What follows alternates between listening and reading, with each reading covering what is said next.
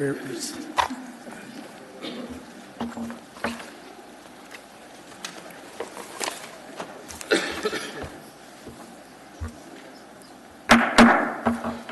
evening. This is the Municipality of Anchorage Platting Board Authority. It is September 5th, 2018. It's now 6:32. May we have roll call? Dan Young. Present. Becky Lipson. Present. Clayton Walker. Present. Kevin Cross. Present. Mark Seward. Present. Valerie Ritz. Present. And Jenna Weltzing, Don Porter, and Christina Enix are excused for the evening.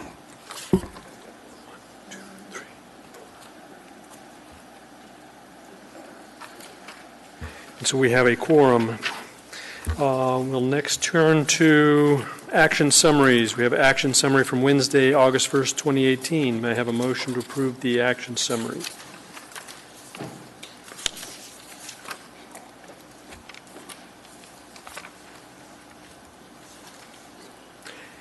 Dan Young has moved, or Kevin Cross has moved, and Becky Lipson has seconded. Is there any opposition to approving the action summary? Seeing no opposition, the motion passes. Next, we'll turn to minutes. We have minutes from July 18, 2018, and minutes from August 1st, 2018. May I have a motion to approve the minutes?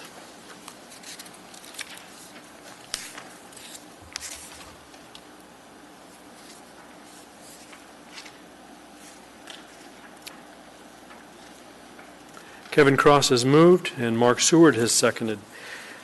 Are there any amendments or changes that need to be made to the minutes? Is there any opposition to approving the minutes as they are prepared by staff? Seeing no opposition, the minutes are approved. Next, we will address disclosures. Are there any disclosures? Dan Young.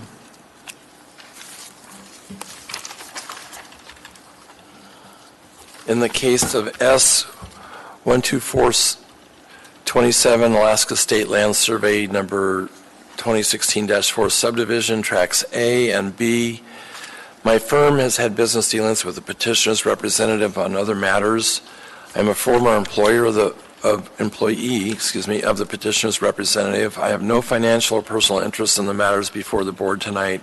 I can remain impartial in fact and action as a member of this board without personal bias. My past involvement and personal interest will not prevent me from fairly evaluating the facts of this case. May I have a motion directing Dan Young to participate in case S12378 Yosemite TLO subdivision?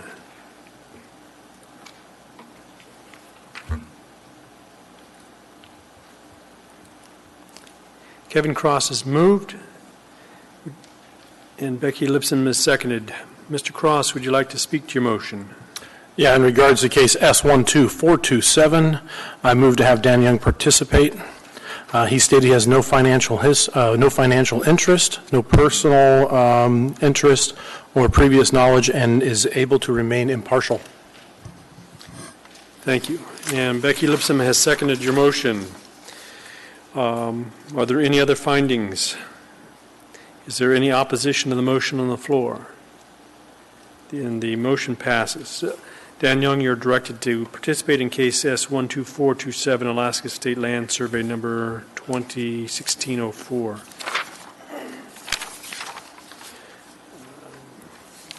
Do you have any other disclosures, Mr. Young? Yes, to the chair. In the matter of S12380, Pelnor subdivision, I had ex parte communications with the petitioner's representative in April, and I asked to be recused from this case. Thank you. May I have a motion directing Dan Young to participate in case S12380?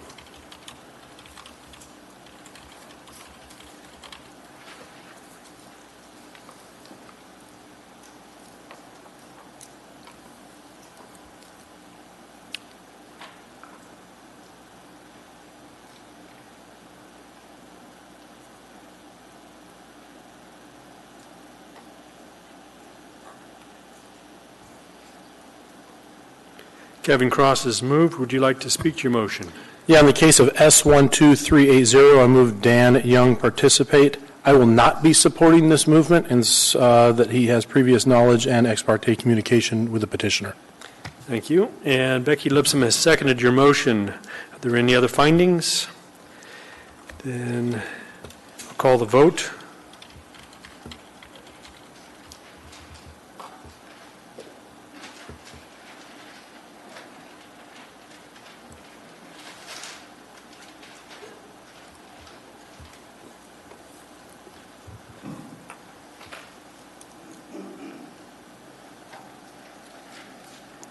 That motion is not passed. Dan Young, you're directed to recuse yourself for case S12380, Pelennor subdivision.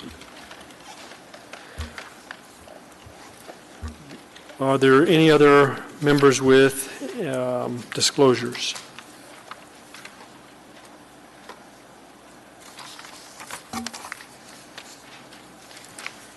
We will next turn to informational items.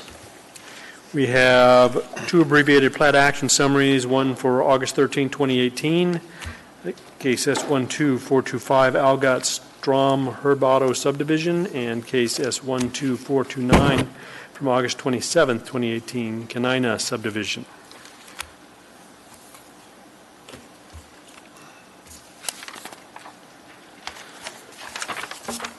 The Platting Board, yes, sir. What's it? 249? Yeah. Yeah, I got the different. The Platting Board meets each month on the first and third Wednesday, except on holidays or as regular meetings. If the Platting Board fails to complete its agenda for its regular meeting, the Board carries over the remainder of this agenda to the following meeting. The procedure by which the public is allowed to speak at this meeting is after the staff's presentation is complete on public hearing items, I will ask for public testimony on the issue. People wishing to testify are given time limits established in the Commission Rules of Procedure. Petitioners go first. They, including their representatives, have 10 minutes. They may reserve part of their time for rebuttal. Representatives of groups, like community councils and PTAs, are given 5 minutes, and individuals have 3. When your testimony is complete, the Board may ask you questions. You may only testify once on an issue unless further questioned by the Board.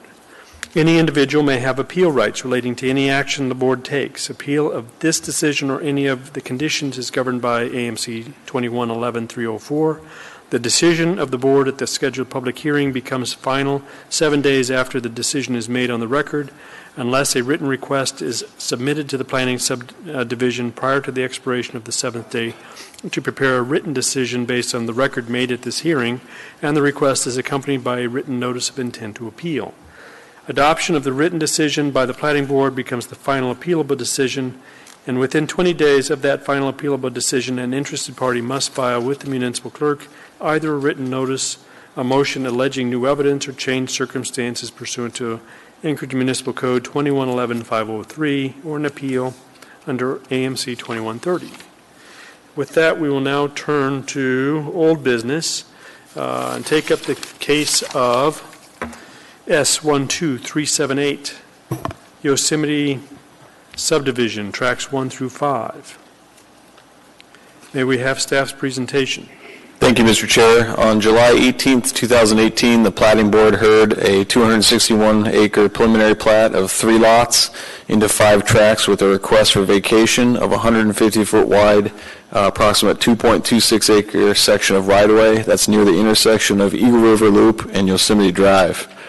A decision on the case was postponed for further information surrounding the section of right-of-way and if it is in excess of municipal need. The public hearing was closed.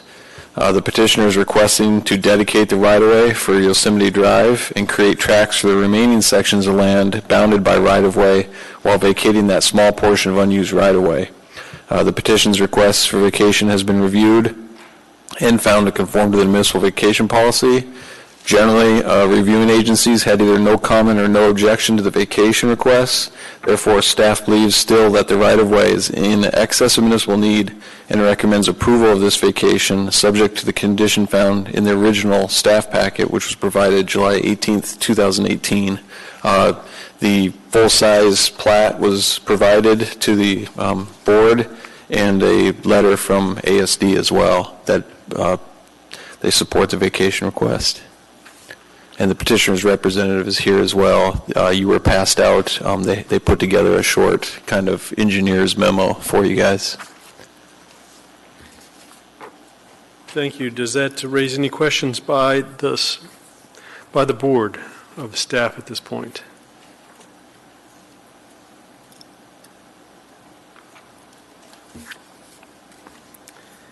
May we have petitioner's representative?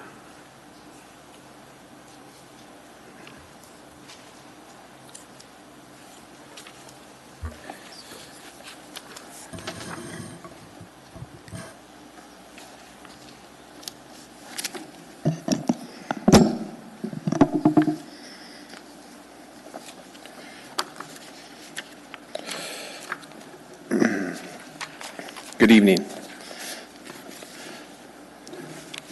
My name is Jake Durandale, and I'm here to represent this case. My last name is spelled Gerondale.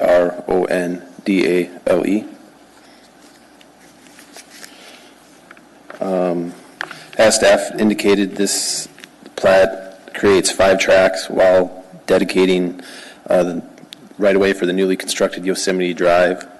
There was some questions around the last meeting as to whether the right-of-way was in excess and what further reaching out to ASD, which we did do that, and ASD has no objections. Furthermore, I provided you with a memo that does 2 things, kind of gives you a history of the controlled access along Eagle River Loop Road, and this portion of Eagle River Loop Road is indeed a controlled access road, and also talks about the safety considerations with the geometry of the current right-of-way as it sits today, that how it would not be feasible to provide secondary access with that right-of-way to ASD or any, further subdivision for that matter. So that's all I have. Thank you. You have 8 minutes and 35 seconds for rebuttal.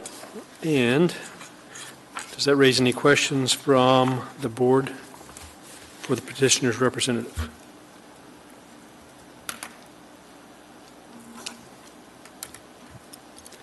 Thank you, sir. Are there any, second? Oh, Kevin Cross. Thank you. Real quick, refresh my memory because this is well. There was an objection on page 4 from the Department of Transportation. They object to platting that landlocks Track 3 without access directly to Yosemite Drive and the replat. Can you refresh my memory why that was not facilitated? What was the reason that we still don't have an access directly to Yosemite Drive?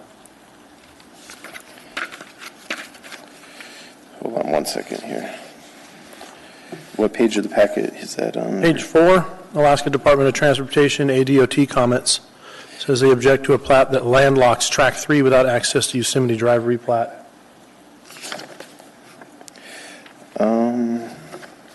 Well, this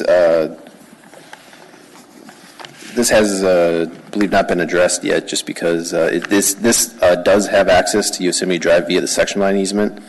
However, we could so it doesn't have direct access because of the controlled access line on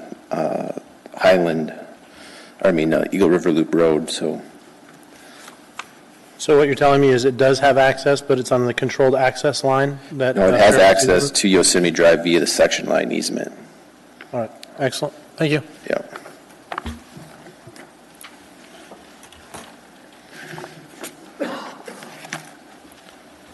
Are there any other questions? Becky Lipsum.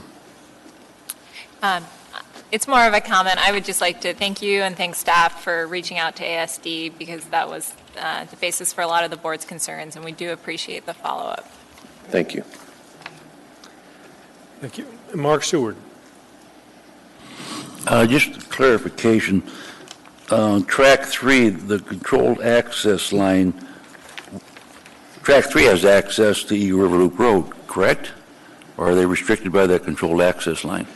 It is restricted by the controlled access line, so that it's not to say that it's not allowed, but there would have to go through the state of Alaska to get access. So they can gain access Through a process that, yeah. through the state. Okay, thank you.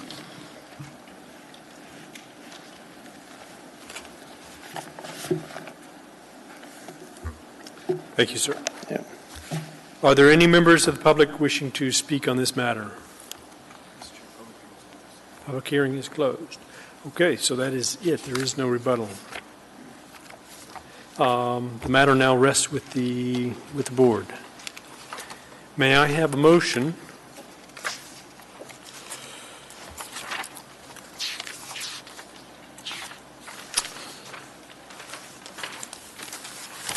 to approve the request for vacation of 150-foot wide, 2.26 acre section of right-of-way?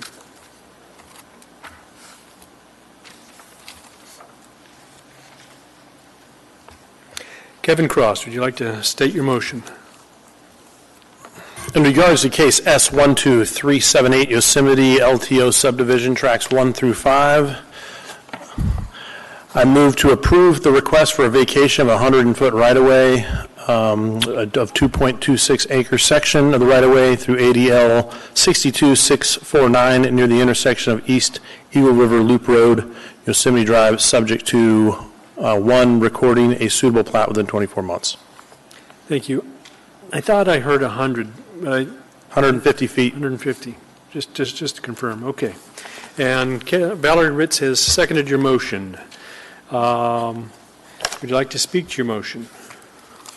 Yes. The petitioner has satisfied our probing in regards to vacation of the right-of-way that's been seen as being in excess of municipal need. And I think that pretty much sums it up.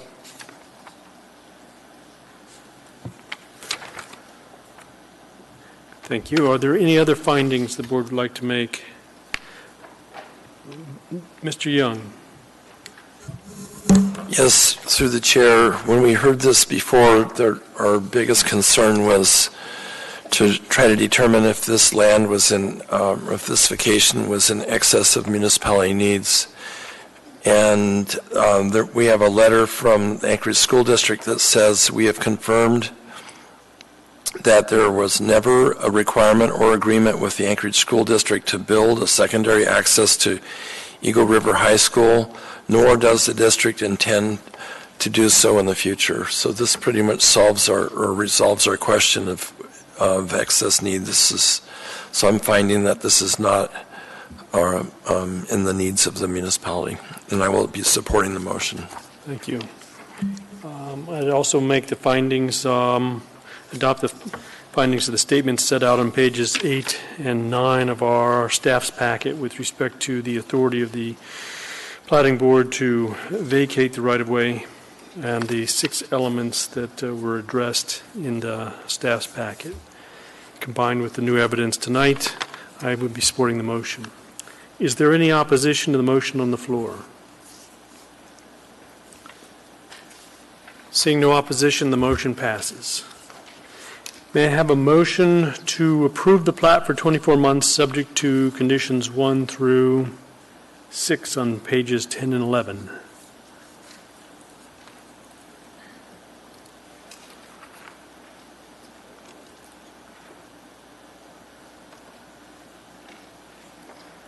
Kevin Cross, would you like to state your motion? In regards to case S12378, I move to approve the plat for 24 months subject to the following conditions under 1, 2, 2A, B, C, D, and E, 3, 4, 5, 6, and 6I. Thank you. Would you like to speak to your motion? Yes, we've heard this case before. Typically, when we're approving a plat, the biggest concern is drainage. I will note that and how it affects surrounding properties as well as existing road access.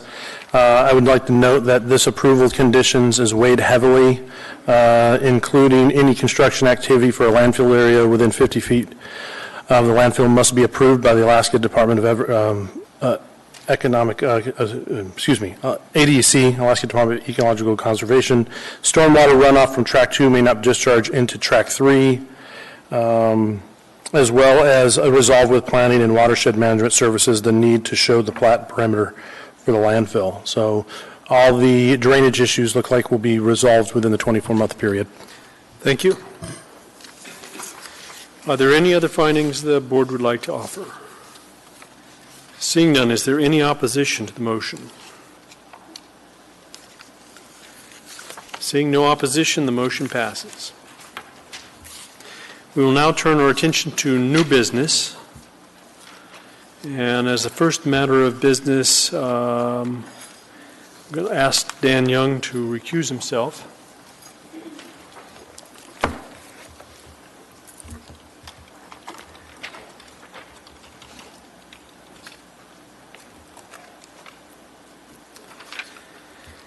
And we'll turn our attention to case S12380, Pellinor subdivision lots 1 through 10, block 1, tracks F2, F3, and block 2.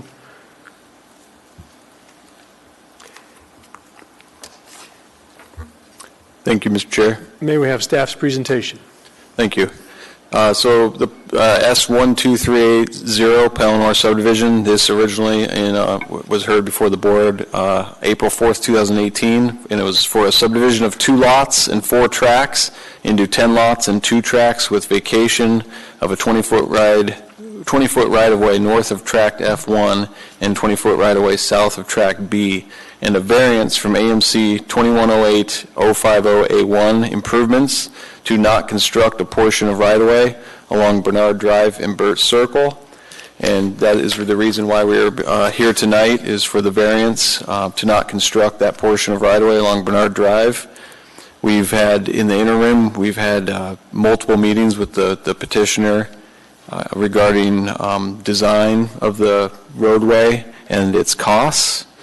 And before you, you have been passed out through private development a short narrative there that explains how that was kind of arrived at with some Bernard Drive costs. I have Brandon Telford here with me from private development, and he'll be able to speak to the engineering aspects of that. We also have the petitioner here as well. Thank you. Does that raise any questions from the board?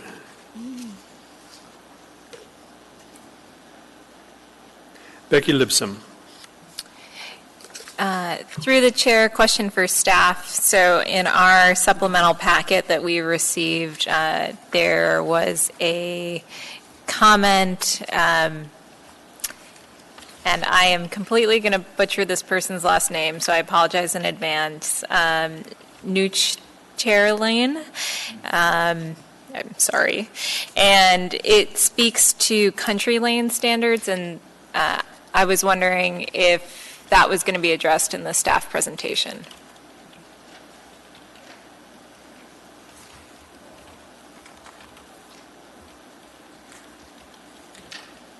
All right, so this is Brandon Telford with the private development section. Regarding the country lane standard, it's a document that AMATS puts out called the OSNHP, the Official Streets and Highways Plan.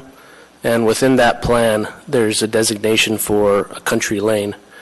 And in the back of the plan, there's a table that lists all the country lanes in Anchorage. The designation is about preserving the scenic aspects of specific areas, and those areas range from a minimally improved right-of-way with a gravel surface road and ditches to right-of-ways downtown that have pavement, curb and gutter, and sidewalk on both sides of the road. So in terms of redesignating the road as a means of reducing the requirement to construct a minimally improved municipal road, the change of the designation would not necessarily change those requirements. We would still be looking at a 20-foot wide gravel surface road with ditches and 2-foot shoulders on each side as our minimum standard. It would still be required to conform to our geotechnical requirements as well. The designation would have minimal impact, I believe, on the end result of the road as well as the cost associated with constructing it.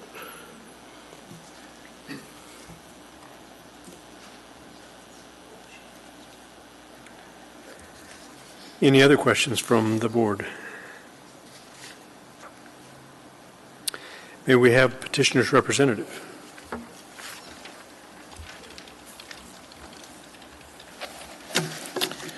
Good evening. My name is Richard White.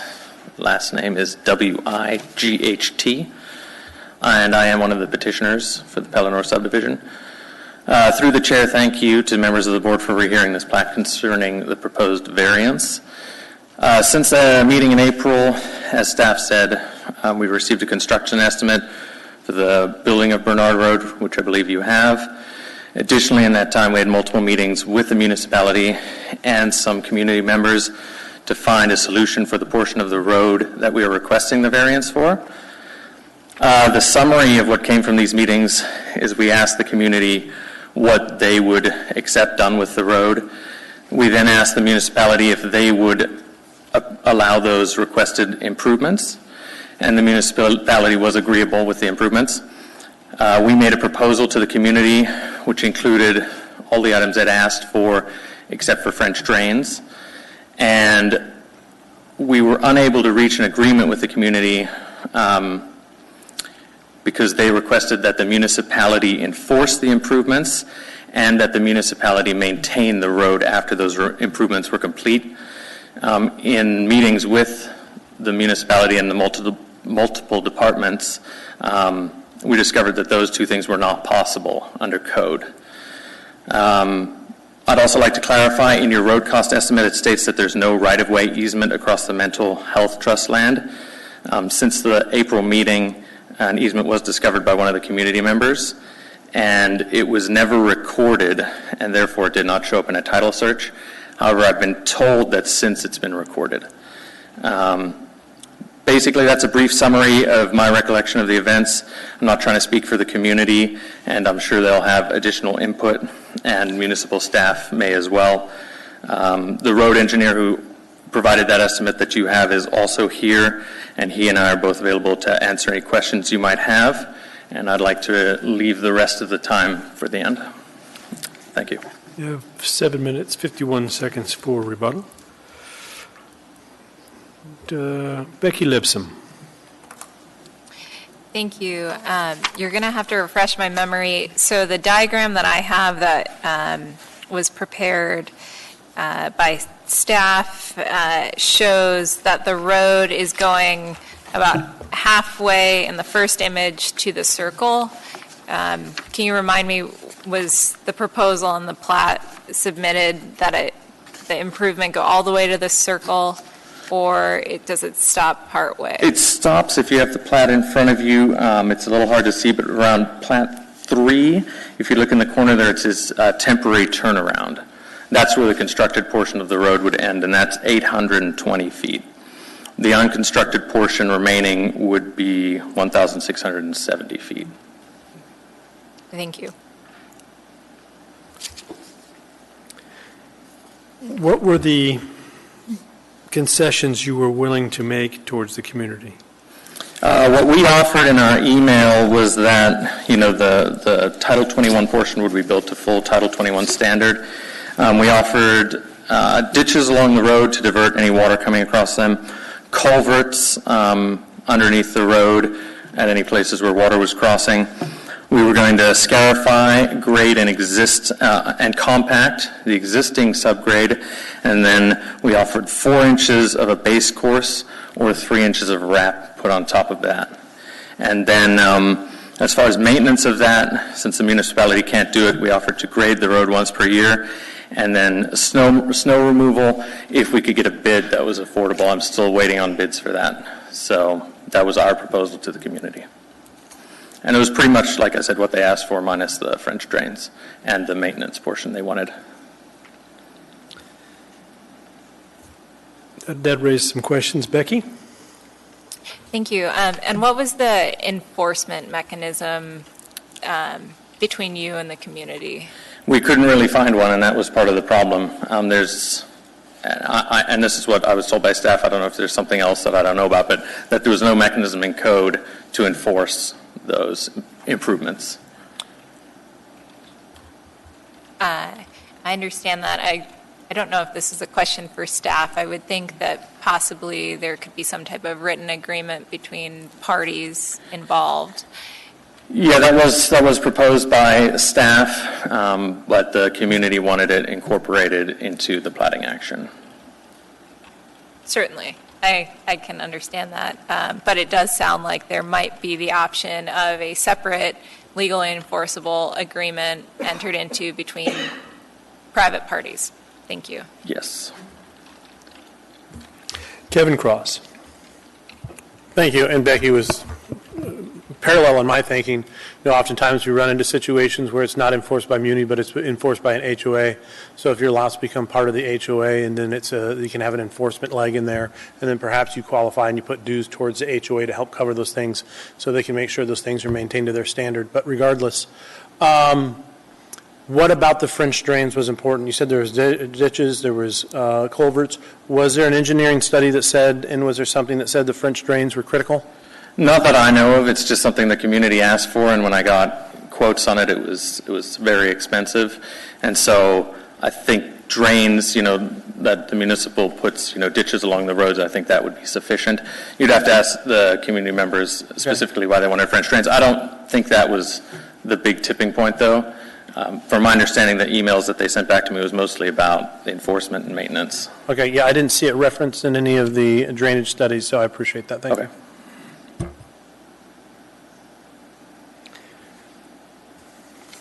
Mark Seward. Mr. Wright, I'm going to just call him Phil in. Apologize, the pronunciation will be tough for me. Have you seen that document that that right-of-way ADL number 56397? Have you seen that? I don't believe I have. What does it say? You may not have. This was a latter. I'll read the whole paragraph. I want to clear up some confusion as to whether there is a public access along the west end of Bernard Drive where it crosses State of Alaska Mental Health Trust land, access to Pellinor subdivision from the west. The State of Alaska Department of Natural Resources Trust Land Office has confirmed that there is a 60-foot wide public right-of-way for Bernard Drive on the Mental Health Trust land. The legal document for the right-of-way, ADL number 56397, dated September 20th, 1974, is available to any party interested by contacting MOA right-of-way or by contacting Aaron O'Quinn, program-related investment manager of the Trust Land Office, then the address and phone numbers. Yes. Yes. So I didn't know the number, but I have heard of that, and that's what I referenced. That mental health trust, the easement was never recorded. I think just by mistake, and I believe it has since been recorded. But there is a right-of-way that they found from, I forget the date, many years back, across the mental health trust line that connects the two. Yes. Oh, okay. So I am aware of that. Okay. Thank you.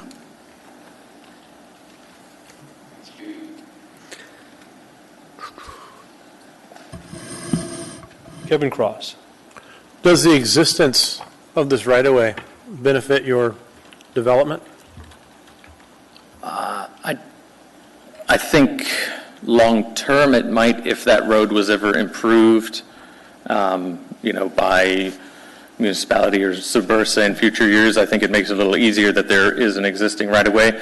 But for our current situation, it doesn't really change anything, in my opinion. Okay, still just the road improvements would still go up to an unimproved area? Yes, correct. It would still go to the end of the property line, and there would be the unimproved area, which I don't actually have the distance for, a couple hundred feet, maybe. All right, thank you. David Whitfield.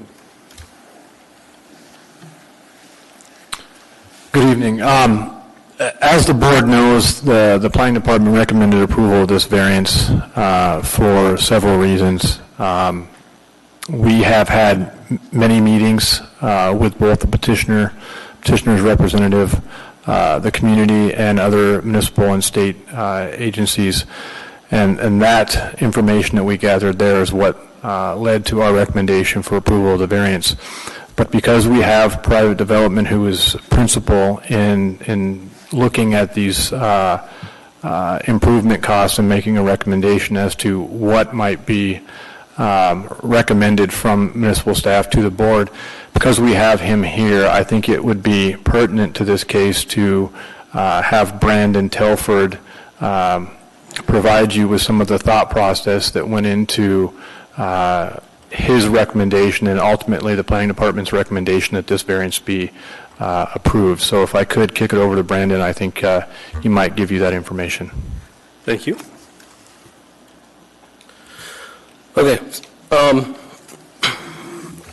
The two major tests that we look at when we're trying to decide what to recommend in terms of improvement conditions are the essential nexus test and the rough proportionality test. Hopefully everyone's aware of those tests. They come from the Supreme Court. And the rough proportionality test, I think, is what we're looking at specifically with this subdivision. Is it proportional to require the subdivision to improve Bernard Drive for the full length internal to the subdivision, or is some lesser length of improvements more proportional to what they've proposed? We don't, but based on the court cases, we don't have to consider cost, and we don't have a formula to go to make this decision. So what we end up looking at is we ask ourselves, are the proposed improvements proportional to the impacts that the subdivision will have on the surrounding area? In this case, we've got a rather wide and narrow subdivision with an existing right-of-way through the middle, and a requirement to develop large acre lots due to the septic standards. And what that does to the subdivision is it drives these lots into being wider than what would normally be desirable for a developer. They'd prefer narrower lots, so each lot is fronting on less road and therefore bearing less cost associated with constructing the road. Also, there's a clear designation between the eastern lots and the western lots, where the eastern lots are the smaller 1 acre lots and the western lots are the larger multiple acre lots. And this is partially due to the petitioner's desire to have large lots for themselves, but also partially due to the constructability of those lots. Lot 2, I believe, could easily be further subdivided at some point. But lots 10 and lot 1 would be much more challenging to further subdivide. Lot 10 because of grades on the site and also because of the fact that the lot narrows down as you move to the west. And then again, lot 1, as a result of grades on the site, there's a rather large drop between the Bernard Drive right-of-way and the western portion of lot 1. And so collectively, we look at where the trips for this subdivision are going to be coming from. They're primarily going to be coming from the western lots with the more dense development, with the larger lots contributing a smaller number of trips. And therefore, after considering the options of requiring a full improvement along the full length of Bernard Drive in terms of the subdivision versus limiting the requirements of improvements to the denser lots on the eastern side without necessarily looking at the cost, we can see quickly that the full length of improvements is going to be considerably more costly than, and considerable more work and time and effort on the part of the developer than limiting to the the eastern lots.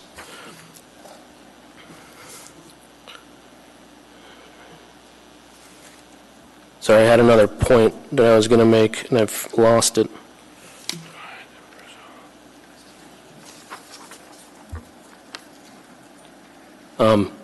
I guess I'd continue by saying, as far as the configuration goes, placing the 1 acre lots on the eastern side and the traffic from the 1 acre lots into Elnor Lane is not ideal. It would be better to subdivide the other side of the subdivision, the western side, and place those trips more directly onto Highland Road. However, the topographic nature of the land, along with the narrow nature of the parcel itself, does not lend itself to that solution. And so ultimately, through much discussion internally and with the petitioner, we decided that we would support their variance to not construct the full length of Bernard Drive. That will leave the remainder of the Bernard Drive right-of-way in its current condition, and we have no plans to restrict access to the public along the remainder of the Bernard Drive right-of-way. At most, we will likely require signs to be put up saying municipal maintenance end. Is there any particular reason why the municipality would not like to have the improvements that the petitioner is proposing to make on the undeveloped portion of the road?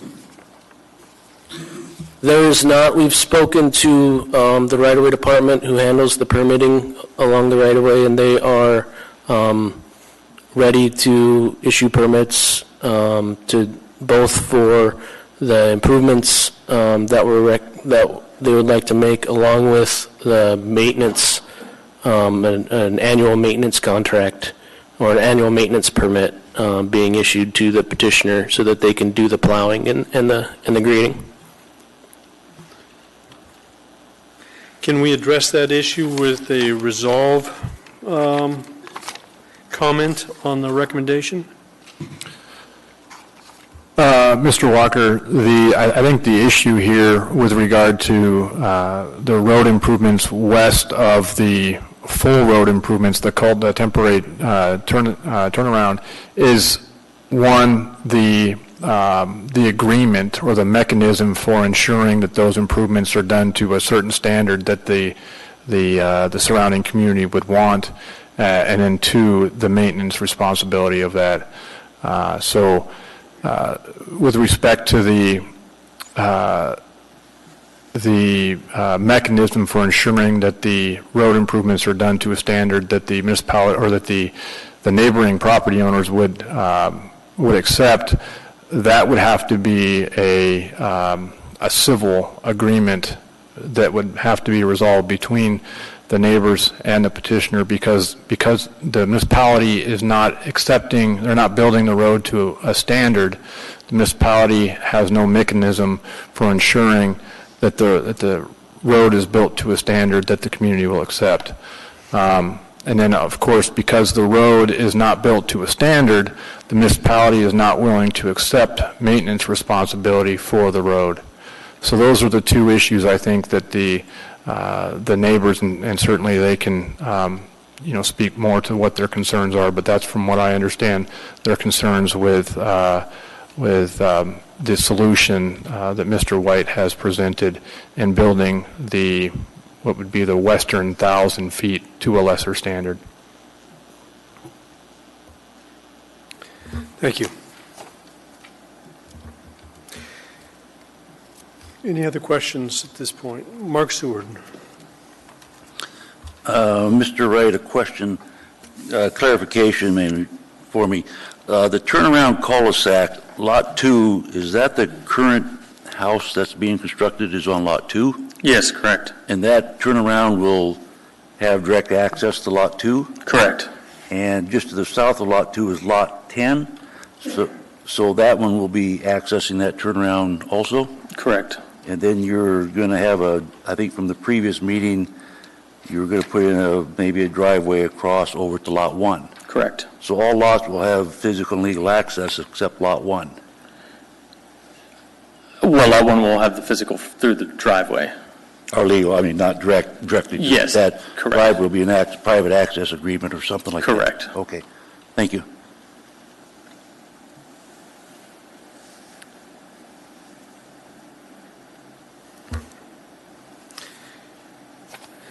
Okay, thank you. Thank you. And are there any members of the public wishing to speak?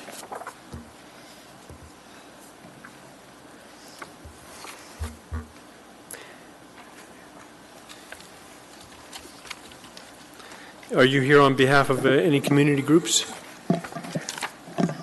Well, I'm a neighborhood resident. I live on Elnora Lane. Okay. My wife Linda and I. My name's Phil Nichterline. Okay. We're part of the South Fork Community Council. The community considered the petitioner's cost estimate to construct Bernard Drive and has worked in good faith with the petitioner to come up with a solution that would reduce the construction costs. Since June, Nichterlines attended 3 meetings to express our concerns about cost, and 2 of those meetings were attended at the request of the petitioner. We have identified and explored 3 options for a more economical road standard that could potentially satisfy all parties involved. Option 1, construct Bernard Drive as a country lane in accordance with Title 21 requirements in the Design Criteria Manual. That way, the road would have 10-foot lanes instead of the 12-foot lanes that are otherwise required. The narrower width alone amounts to 17% less imported material, and there are many other aspects of a country lane that make it more affordable. If the petitioner builds to country lane standards on the east end, that savings could be applied to the west end. Option 2, pursue a variance to design standards in accordance with Title 21 requirements by following the process outlined in the Design Criteria Manual. Both of these options would require a geotechnical investigation within the right-of-way, but so far we don't have any geotech data. In the interest of the residents of this community and the residents of Pelennor, instead of a partial road built to the highest standard, this should be a complete road built to the minimum standard. According to the Muni, the main cost factor in building this road will be the quantity of imported material that is required. In the absence of a geotechnical investigation, you cannot answer that question. Bernard Drive appears to be an excellent candidate for both a country lane and a design waiver. Each of the 2 options could significantly reduce the cost of this road, and they could potentially be combined to make an even bigger difference. Given the history of excellent performance of area roads that utilize the existing subgrade in lieu of imported materials, it is logical that a geotechnical report would confirm this. The Muni will require geotech data for at least the eastern portion of the road before they can occupy the 2 houses that they are currently building. There really is no need to make this decision in haste without first considering the geotech data, since it will be required of the petitioner anyway. The petitioners and the Muni's cost estimates are based on area-wide data or bid tabs that do not reflect conditions at this site. Bid tabs from Muldoon should not be used to draw conclusions about Highland Drive. There is a third option that my wife Linda will explain after I'm done. I pursued the question of whether there was legal access to Pelennor from the west across Mental Health Trust land, since there was confusion regarding this issue at the Platting Board meeting on April 4th. There is, in fact, legal access, and I have provided that right-of-way document to the Muni Planning Department and to the petitioner. Thank you, sir. Thank you. Do we have any questions for Nichterline? Nichterline, Phil Nichterline. Mm-hmm. Mr. Cross. Phil, thank you, and just so I don't mangle your last name, I appreciate it if I could just call you Phil. If I recall you're one of the original residents of this neighborhood, is that correct? Yeah, I believe we built our house in 1981 on Elmore Lane, and I believe we were the first house built on that street. And you were partly responsible for the construction of Eleanor Lane? I was not, but we bought our land from the homesteader, Mr. Bernard Stewart, that built that road. And a big part of the issue is that Eleanor Lane has excessive grade. It's very steep. Well, I think it's 13% grade, if I recall correctly. And so it exceeds municipal standards, and because of that steepness, that's why a lot of individuals would prefer to see the Bernard Road extended. Is that correct? That's part of the rationale. Mm-hmm. Okay. Are people currently traveling on Bernard Drive to access? I mean, is it a road that they're using? Yes. Okay. It's been used since it was built at roughly the same era as Elmore Lane was built, which is in the early 70s. If this is developed, do you see any reason why people would stop using it? If Bernard were developed? If we approved the plat and he only got his portion and the rest were left, would people just quit using it? Would it just flood back on Eleanor? Would they just? No, I think they'd still use it. Okay. It's been used all along, and I think they'll continue to use it. Since 81, or for how long? Since early 70s. All right. Excellent. No more questions. Thank you. Thank you. Do we have any other questions for Mr. Phil Nichterlein? Thank you, sir. Thank you. Are there any other members of the public that wish to speak tonight?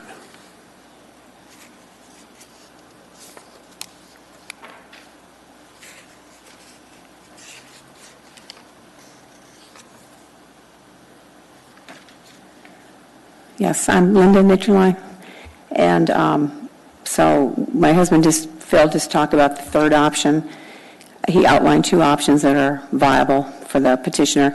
Well, the third option we've already talked about. You guys have already talked about quite a bit. At the August 14th meeting with the Muni, we were attending that meeting, and the Whites indicated they were willing to make some improvements or upgrades to the western portion of Bernard to a lesser standard than Title 21 standards that will be required on the eastern part of the short road, as was discussed earlier.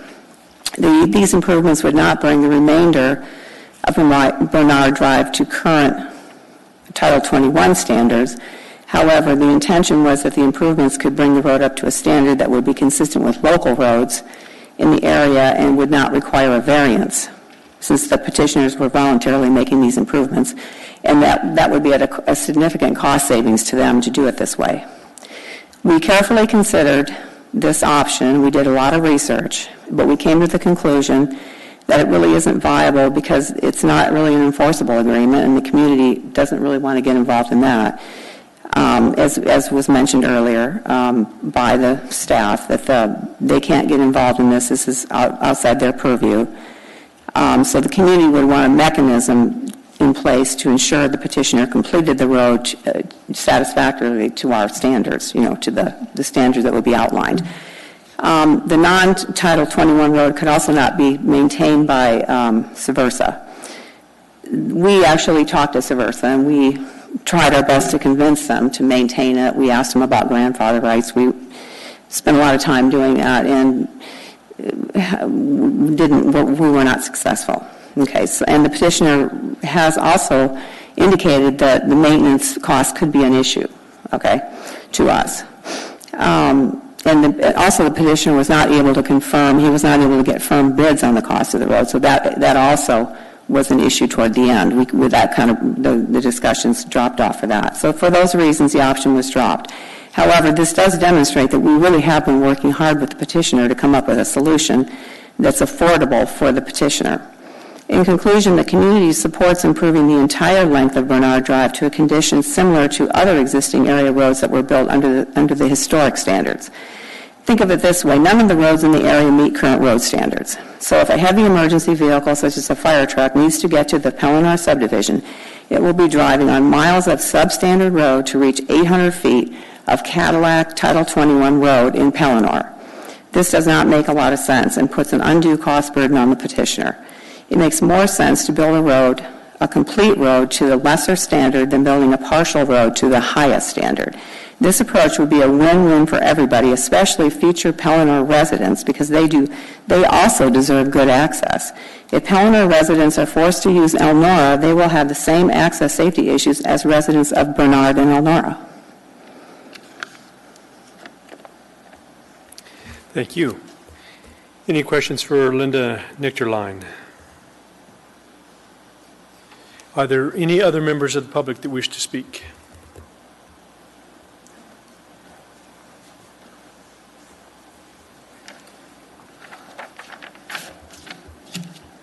Good evening, my name is Steve Hamilton. I live on the improved portion of Bernard Drive at the moment. There's 2 points I'd like to make.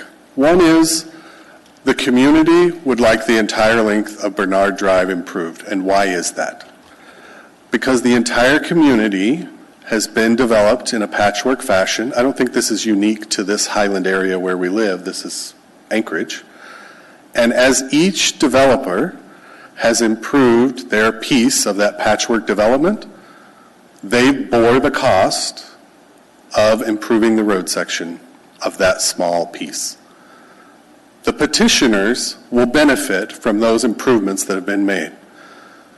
Members of this board have raised the issue of fairness, and exactly because previous developers have improved their portion of this patchwork development, the petitioners will benefit. They will have access to the raised portion of Bernard, where I live, that had to be improved and raised up to meet with Elnora. With Elnora, which is a paved road. It's not a perfect road, but it's a paved road.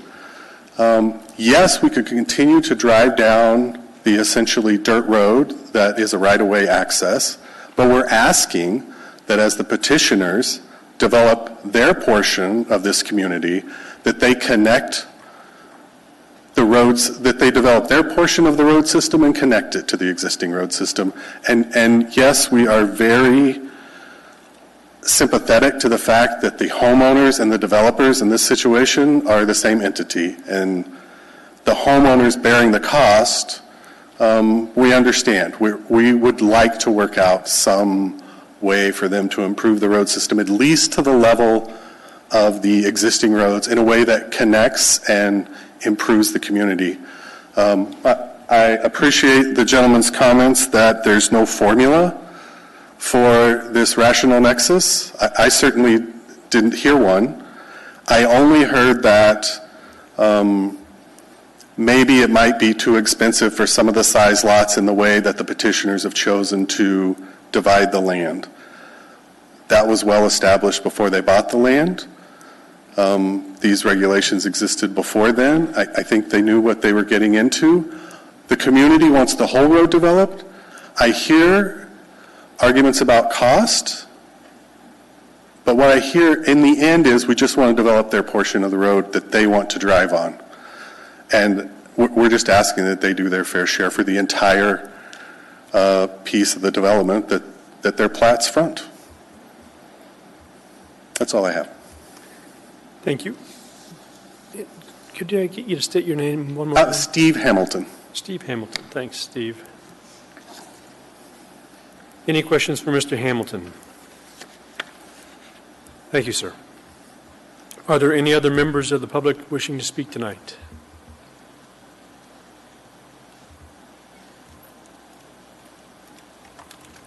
My name is Andrew Bloor. I am on the community council, and Phil said that our president would not be here today, and would I speak on behalf of the council? I said, sure, but I haven't heard from our president directly. So Can I get you hold a minute? We'll reset the clock for you. We only had it set for 3 minutes. Okay. I won't be long. What I'm hearing from this whole thing is we're setting up an adversarial position between the community and the developer, and that's not what we experienced in the community council. The community does want the development to take place, and so the petitioner has come forward now with a lesser standard for the remainder of the western part of Bernard. And yet now the Muni says, no, we can't accept that. We can't put that. He told you directly that he would not accept that as part of the waiver or whatever we're doing here with a resolution. So it seems to me that the municipality is playing this thing in the wrong manner. They're saying we can't. The petitioner says we can. The community says, yes, this is a good idea, but now the municipality is the one balking at the solution. So I don't see it in the petitioner's interest to try to set up something with the so-called community that's going to be binding him forever to maintain the road. That's not what we want. So I don't know where Subversa would actually come in. Linda seemed to think that Subversa would not maintain that portion of the road, but I think the locals who use it are willing to plow the snow and get it out of the way. So if the petitioner is willing to upgrade this, let's get that within this thing that you're doing and make it part of what's happening, and we've got the solution right before us. So that's my main point. The community does not want to be in an adversarial position with the petitioner. That seems to be the whole problem from the beginning. If there are 3 people who have tried to develop this and there have not been any test holes done, that's crazy. I've worked in civil works maintenance for the Corps for 16 years. The boring logs are always part of whatever development you're going to do. And that there aren't any, and then you come up with this estimate is ridiculous. The city's estimate is $200,000 more than what Triad came up with. And Phil is saying that none of those are in the ballpark. It could be half of that. So the petitioner is willing to build to the muni standard as far as he can, and he's willing to take the rest of it out and improve it. Let's get that in the document, and we've got something. We've got the solution in front of us. Let's not balk when we have it right before us. Thank you. Thank you. Any questions for Mr. Brewer? Andy Brewer. Becky Lipson. Oh, sir, we have a question for you. And my question's actually directed to staff at this point. I think you have spoken to other things that community members have said, that it makes sense to the extent possible, think outside the box a little bit and not, you're not asking, I think someone used the analogy of a Cadillac road running through here. You want what you can get. So my question for staff is, has there been any creative thinking as to any type of plat note? Is there anything we can do to memorialize as part of this platting process that certain upgrades would be performed? My understanding is that the municipality is not going to maintain this no matter what if it's not built to current code standards. Through the chair, Ms. Lipson, the planning department, the municipality has spent an enormous amount of time trying to come up with a solution to this problem. I can tell you that we are not trying to be obstructionists. We are not trying to put our foot down or do anything to impede a solution to this process. The problem is the assurity in that the road is built to a standard that's acceptable to the community. In a traditional subdivision plat, you would be required, or a developer would be required to enter into a subdivision agreement and post a financial guarantee that the road would be built to a standard that's acceptable to the municipality. But because this particular section of road is not built to a standard, we will not be entering into a subdivision agreement, and we will not be requiring a financial guarantee. So while I understand what the community is wanting, they want the municipality to be party to this agreement. The municipality has no mechanism to do that. The traditional mechanism of a subdivision agreement would not work here because it's not to a standard. Nor would the municipality, as you mentioned, Ms. Lipson, assume maintenance responsibility for a road that's not to standard, if that makes sense.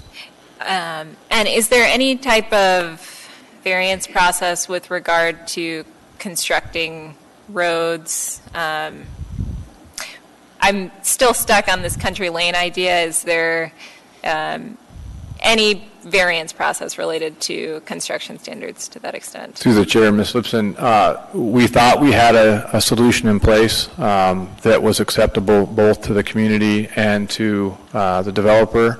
However, the major bone of contention, so to speak, is that it revolves around who was party to the standard for which the community would like to see of the road.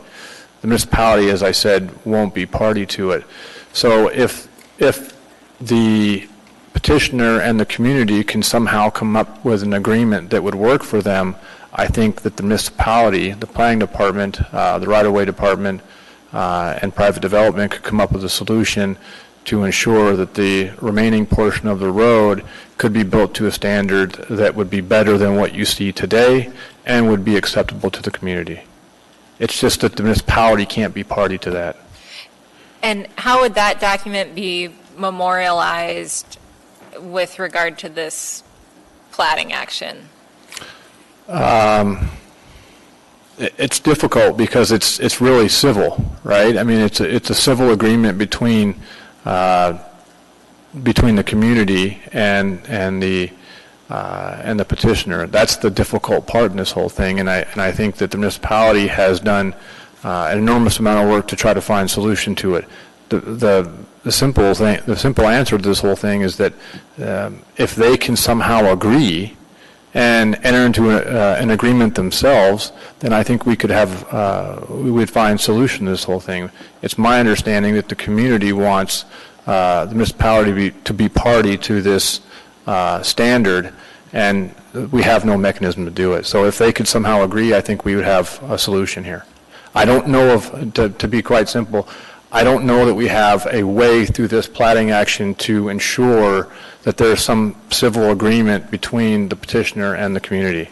I just don't know that we can do that. If I may weigh in, we had a Chugiak Inland Rivers Advisory Board meeting at the end of June, and Debbie Luciander was there, all the representatives were there, and they said, we need to have different standards in Chapter 10 of Title 21 to address this very issue, because this is not the only time this has come up. So it could be that Amy Dombrowski is going to pursue this in the Assembly when all this election stuff gets done. So I would not act in haste here, because we could get a change in the title to allow something to happen. That's all. That's what Debbie Luciander is going to advise, and we'll see what happens. Thank you. Yeah. Thank you. Okay. Are there any other members of the public that wish to speak tonight? Mr. Cross. Actually, to Mr. Whitfield here before the next individual. So I concur that the best way is for neighbors to get along with neighbors and figure out a way to do this together, and here we are. And so as I'm rattling options around in my cranium, I'm curious, if we were to vote not to approve his variance, it's basically an all or nothing deal then, right? Either they work it out together and they figure out a road, or they get nothing, not even 100 feet of improved road. If you deny the variance, they have to improve the road to a full municipal standard. Only if they develop the property. Only if they develop the 6 lots, or... They are currently developing the property. They're currently developing, they would have to do it, they'd have to find the money somewhere. So I'm kind of looking at King Solomon, where it's like they cut the baby in half, like... So... Zero. What you could do is approve the variance and make it a requirement for the community and the petitioner to enter into some kind of an agreement that lessens the road standard and require that they get a right-of-way permit to do those standards, to do those improvements. That's what would have to happen. If you deny the variance tonight, then the road would have to be constructed to full municipal standards. I mean, that is the reality of the situation. All right, thank you.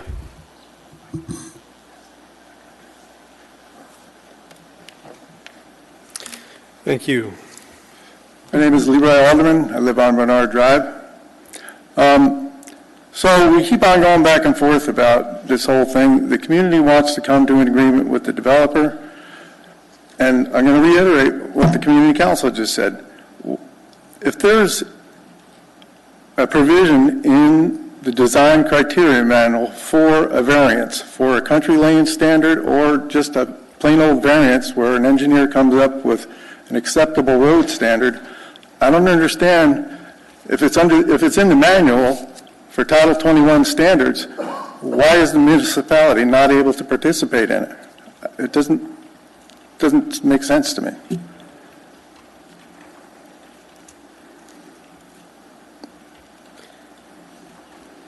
Thank you. Do we have any questions for Leroy Aldrin? Is that Alderin? Thank you. Thank you, sir.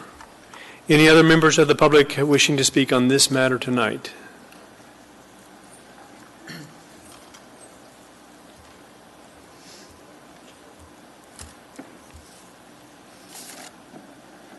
My name is Phil Watson, and I live on Elnora Lane.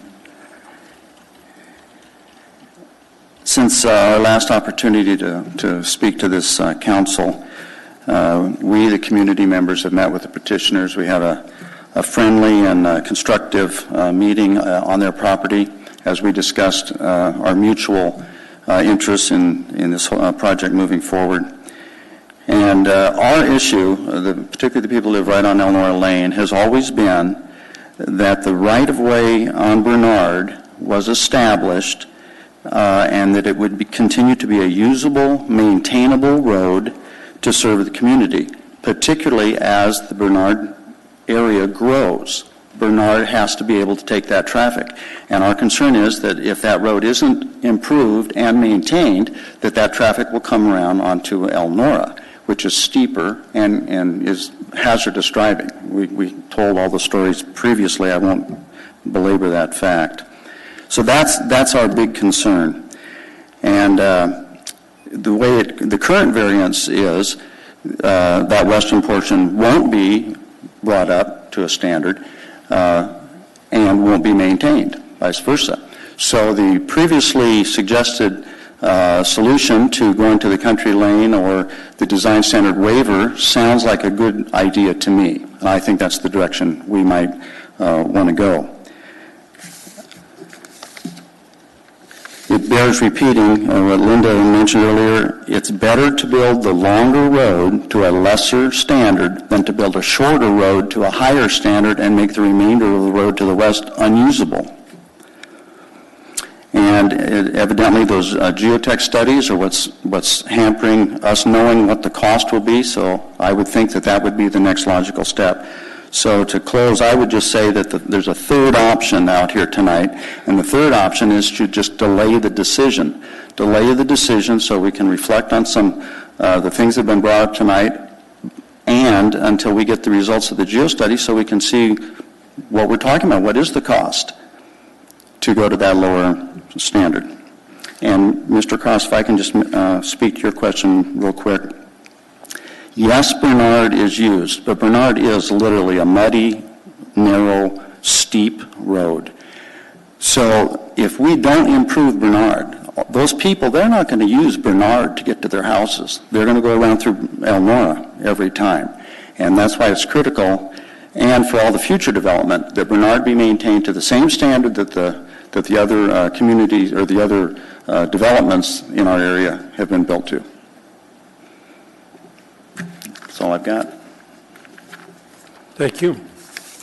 Any questions for Phil Watson? Thank you, sir. Any further members of the public wishing to speak tonight?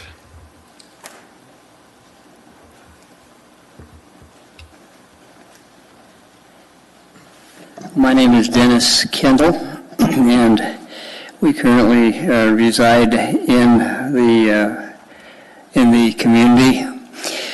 We previously had lived in South Anchorage until 1988.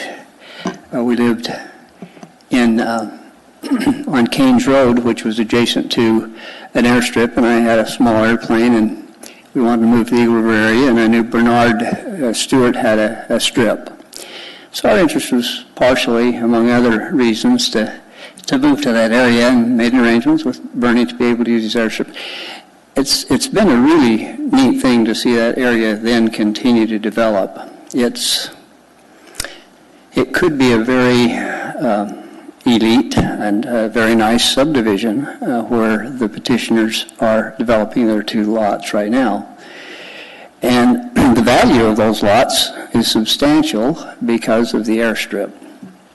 And I was probably the first one to meet Mr. Wright when he flew his airplane in and landed. I went down and chatted with him and just established friendship, and I still would like, we would all like to maintain that. Now, I'd like to just read a statement, though, to you that our community is really very steadfast in our position that the petitioner needs to improve the full length of Bernard through his subdivision.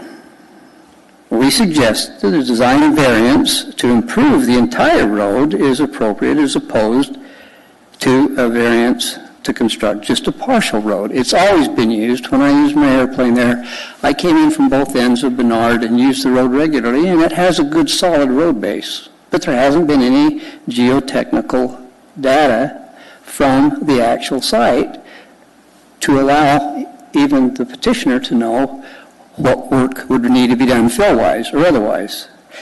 So our South Fork Community Council resolution requests that the petitioner construct the entire length of Bernard Drive where their property fronts the roadway. The petitioner is in the process of building a couple of homes there. And before they can really occupy those homes, as I understand it, the municipality requires that geophysical analysis was just mentioned in the previous remarks. Well, Bernard Drive has been built well by Bernie Stewart. I've helped him with his property development in the past and ridden on cats with him and worked with him. He's just a great guy, great neighbor. And he built those really quite well, and that geophysical data may actually find that there will be less fill necessary once it's completed, and it would probably reduce the cost of the development of the road. We don't know that until we get that data. So the pursuit of any road construction option should be first considered the outcome of that report. Thank you, sir. Any questions? Yeah. Mr. Whitfield. Through the chair, I have no questions for the speaker, but what I do have is Brandon Telford, and unfortunately his monitor is not working, but he has a few things that he would like to say if it was okay with the board. Yep, that would be fine. So I just wanted to jump in a little bit on the discussion around the country lane and the variance. There's a difference in those two ideas, one being changing the designation of the road in the official streets and highways plan to a country lane standard. It's my belief that that would have minimal cost impacts on the requirements to improve the road. It's still going to be required to be improved to 20 feet of travel with 2-foot shoulders on each side, and it's still going to be required to meet all of our geotechnical requirements. In the case of a variance to the DCM requirements, I think specifically what you'd be looking at to reduce the cost or have a significant impact on cost would be to reduce the amount of material that would need to be brought into the site and material that would need to be hauled off, unsuitable material versus classified material. The folks who've spoken are correct in that in order to know that a variance could be approved, we would first need to know the geotechnical conditions along the road, and we would need a recommendation from a geotechnical engineer on what an appropriate section would be given the geotechnical conditions. Now, variances are typically reviewed during the time of plan review. So after the Platting Board has made a decision about the improvement requirements and petitioners come in to enter into a subdivision agreement to construct the improvements that are conditions of their plat, and they're bringing in plans and they're bringing in their reports to be reviewed by us. That a variance to the VCM would be reviewed by the municipal engineer, and he would ultimately have the decision-making authority not only to approve or deny the variance, but also to place additional conditions himself on the variance. Without the geotechnical data and without input from the municipal engineer, there's no way of knowing what the cost impacts would be of pursuing a variance at this time. And if I could quickly speak, Ms. Lipson had mentioned thinking outside of the box in terms of solutions. One mechanism that the municipality has in place to fund road improvements is the Road Improvement District. And I'm not by any means an expert on that. The municipality does have a website dedicated to the Road Improvement District process. And I can actually read the definition off the website here. A road improvement district is a method of funding local road improvements in which the municipality finances, designs, and constructs the requested improvements if property owners agree to repay a portion of the cost through special assessments. My understanding is the municipality would determine who would benefit from the proposed road improvements, and then would request a vote from the folks who would be benefiting from the improvements, and the folks would be voting on whether or not to assess themselves special assessment to pay for a portion of the cost of improving the roads, and the municipality would then kick in the rest of the money to improve the roads, at which time, once the road is improved, Subursa would take over maintenance of the road. And I'd point out that the addition of the proposed lots along Bernard Drive would result in additional benefiting property owners who could also be assessed by a road improvement district.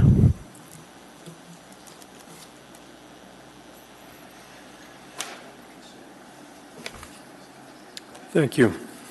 Does that raise any questions from the board? Do we have any other? Oh, Kevin Cross. Mr. Whitfield, to your knowledge, was the potential of a road improvement district ever pursued? Through the chair, Mr. Cross, no, I don't believe it was. It would take participation from the entire community, not just the petitioner in this case. They would have to, as Mr. Telford mentioned, vote to assess themselves a portion of the cost of the improvements.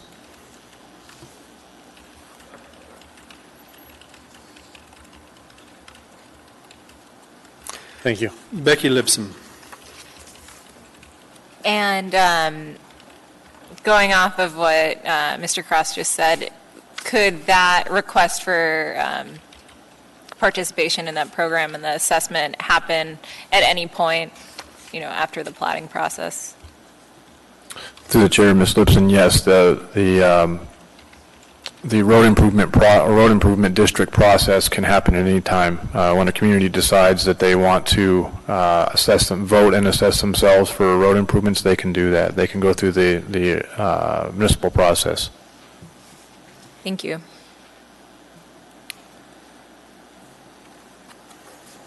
Are there any other members of the public that wish to speak tonight?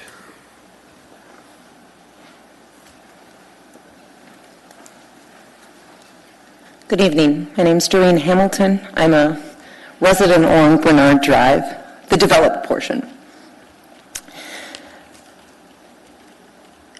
First of all, there was a comment earlier about a homeowners association. I'd like you to come on out to Highland at any time. You can drive on down. It's beautiful. There's lots of moose. But there's no homeowners association. We're just a bunch of people who love to live on the Highland Road. And so there are no ways for enforcement. That's not what exists out there. As you mentioned for this road improvement, where the improvement would be assessed upon the people that are using it. As we develop different areas, the reason we're here is because we're asking for a variance. The petitioners are asking for a variance from what was understood when they bought the property. When you buy a development, it is you are buying to develop part of our infrastructure. That's understood. When Mr. Alderman developed his part, there were standards. He bought the land. He developed the road to those standards. The petitioners are going to use the roads that are developed to those standards, and he assumed the cost. I'm a benefit of the cost. I came in later after it was all done. It's a beautiful community to live in, but the petitioners bought the land under that pretense. They knew what they were getting into. They had been informed that developers before had a difficult time developing on this land. They knew that. This wasn't hidden. And yet they chose to buy the land. And now afterwards, they expect us to take on the cost, or at least it's being presented to take on the cost of the development of that area, which they knew they were going to develop it. I would love to see it all developed. I would love to have new neighbors. I would love to have new kids that my kids can play with. I do not want to be confrontational. But I also love where I live, and I want to have that developed for everyone around. We all take advantage of the development that has been done before us, and we're appreciative of it. We have to endure the hardship. The people who develop endure the hardship, and we all take advantage of it. And that makes Anchorage and all of the amazing Alaska that we live in a better place. That's all we're asking for. Them to do their part, what they assigned on when they signed the line and said, we're purchasing this. And we need that whole road to do that, other than the Cadillac of a part of the road, and then the other part that doesn't quite meet the standard that they own, that's going to be part of the development. So I ask you to, in this case, before we have even all the knowledge, to consider delaying the decision until we have the full information. There's been a long time to collect it. We've been dealing with this a long time. Thank you. Yep. Do we have any questions for... I think I didn't write your name down. My name is Doreen Hamilton. Thank you. Thank you, Doreen Hamilton.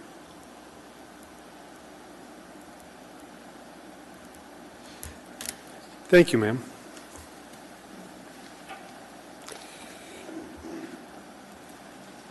Anyone else wishing to speak tonight on this matter?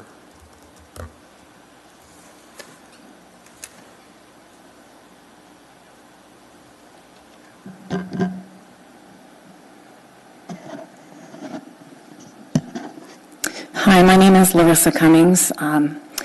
Spell your last name. Cummings. My daughters are two of the owners of the proposed Pelennor subdivision. They married two brothers, which has made family holidays pretty terrific. And together, the four of them purchased this property with the dream of living close together and raising their families together. I think they were given some incorrect information in the beginning from the Muni about what would be required, and so what Doreen just stated is actually not true. What they were told was something different, and then all of these problems came up. My husband and I also hope to purchase a lot in this property and build our retirement home and be able to live close to our children and, fingers crossed, our grandchildren.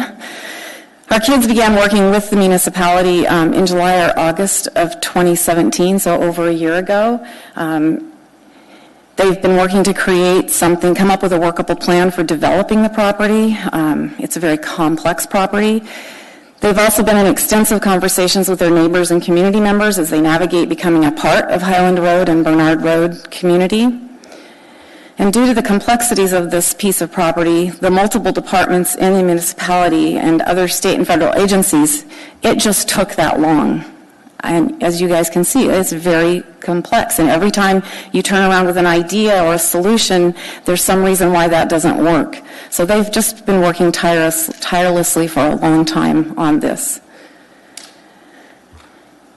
Together with the municipality, however, they have come up with a plan that's approved and recommended by the municipality. It took a lot of expertise from many different areas, and my kids have learned a lot more than they wanted to know about how to create a plat. Because the acreage has been vacant for so long, it has become an attractive place for partiers, thieves, and vandals to use as a dumping ground for garbage and stolen vehicles. Last summer, a stolen truck was dumped out there, and this past week, a truck topper and a bag of garbage was dumped out there. A trailer was parked on there on Monday with a load of garbage on it. We've had water pipes out there that have been vandalized. Because no one's living in the area now, it attracts miscreants of all types. I believe that having families develop and move onto this property will cut down significantly on this type of activity in the neighborhood and will improve the quality of life for everyone in the area. This is the end of the second summer, and we are all of us ready to complete the work and make the move out to Pellinor subdivision, where we can realize the dream of living near each other and developing the property together. And I'm asking you, members of the Platting Board, to please approve this plat as recommended by the municipality. Thank you for your time. Thank you. Any questions for Larissa. Marissa? Larissa. Larissa. Larrisa.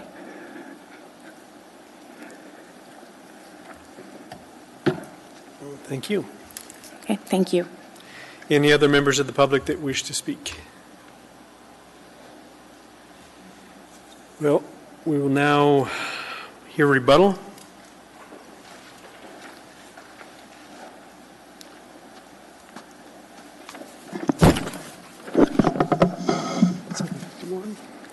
Good evening. My name is Brandon. We're still setting the clock for you.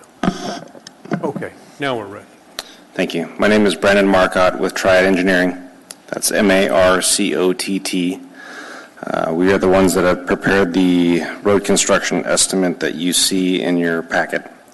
I wanted to speak kind of in general to the multiple comments that we've heard tonight regarding road standards, country lane versus maybe rural secondary road standards. Also, there's been plenty of discussion about variance requests to the municipality. The current standard that would be required for this development is a 20-foot wide paved or gravel road with 2-foot shoulders and 2.5-foot ditches on either side. This is the minimum standard that you can construct in Anchorage today. The Anchorage Fire Department has an interim access emergency road standard, and this meets that standard. There is nothing less than this that the fire department will approve. So the discussion regarding country lane or any other type of variance change to the type of roadway, I can tell you, you cannot get it approved. I've worked with Mr. Whitfield and with Mr. Telford on many other projects where this discussion has come up time and time again on how to attain access to remote lots that have right-of-way between them and the nearest road. And the standard that always gets put on the table is a 20-foot wide road with 2-foot shoulders, 2.5-foot ditches. There's been discussions about variance to maybe the gravel depth or the standard for the structural section. I can tell you, looking at the plat layout, we have very large lots that Mr. Telford alluded to in his discussion, and open drainage ways on the entire easterly or westerly portion of the property. Personally, I don't need a geotechnical report to tell me that this is not good quality ground. What I see here is something that's going to be highly frost susceptible ground that I'm going to have an extremely challenging time asking for a variance request to build anything less than an insulated section, which Mr. Telford has provided in his cost estimate to you. The cost estimate we provided was an optimistic professional opinion that this would be a suitable standard or should be a suitable standard. It's likely going to, the $320 lineal foot cost that we provided is likely to increase to the additional 100 lineal foot, which better matches the cost estimate that Mr. Telford provided. It's a 42-inch gravel section with insulation. That is a very typical structural section that you see in any developments today.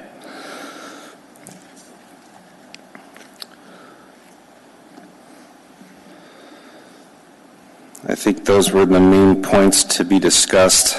I don't know that a geotechnical report would provide any additional relevant data to us at this time. Looking at this project, it really is an all or nothing at this point.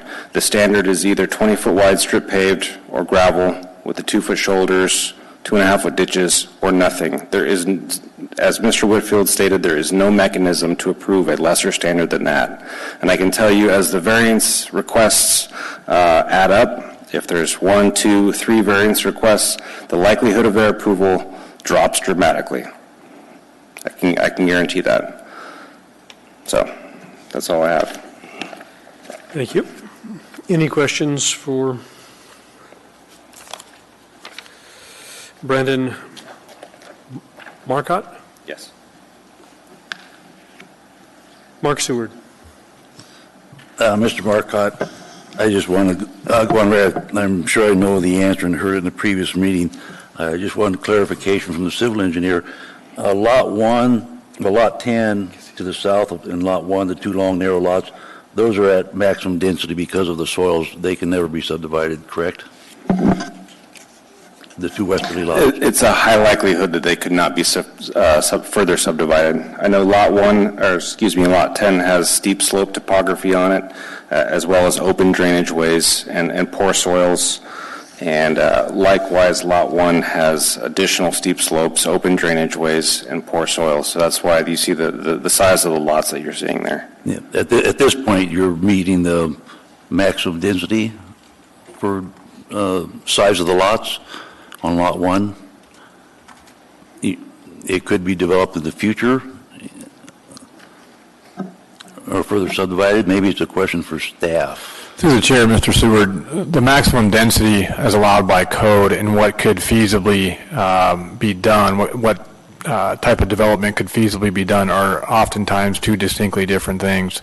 I think what Mr. Marcotte and Mr. Telford are saying is, given the constraints that exist on those 2 properties, it's very unlikely that they will be further subdivided and developed any more than what is seen on the plat today. The densities allowed by Title 21 could be as little as 1 dwelling unit per acre, but realistically speaking, you're not going to see anything more than what is shown on the plat today. Okay, thank you. Thank you.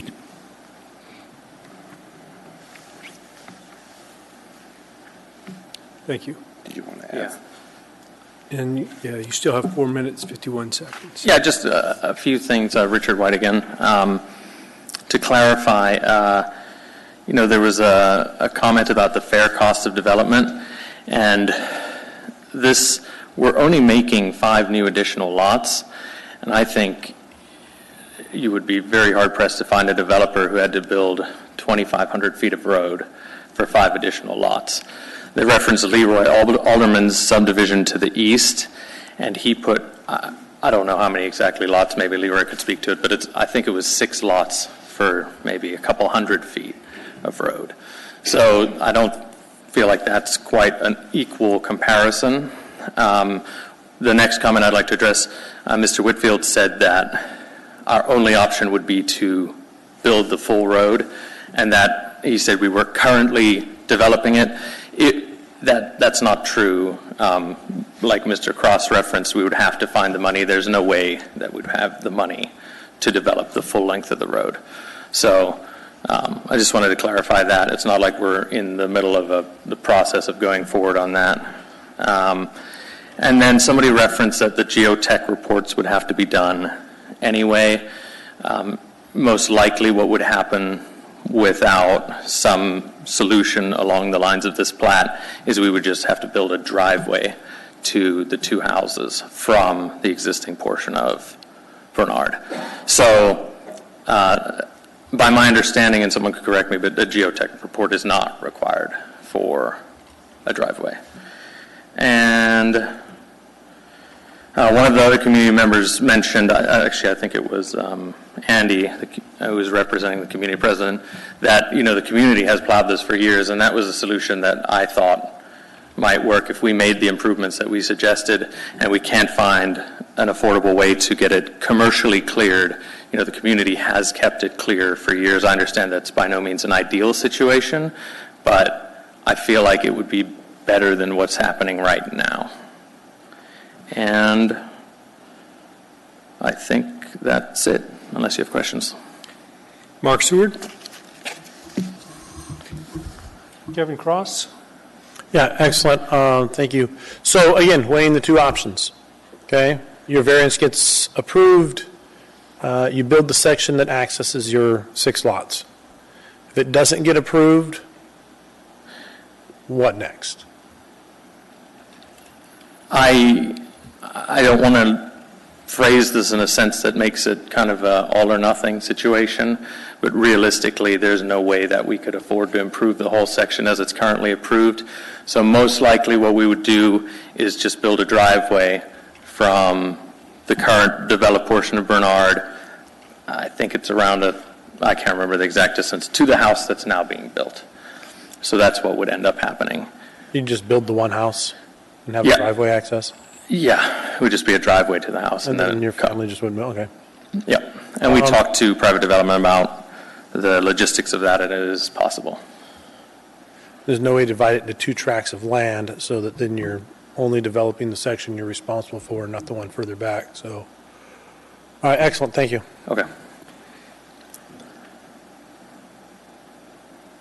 Anything further? Any other questions? Thank you, sir. Thank you. The matter now rests with the board.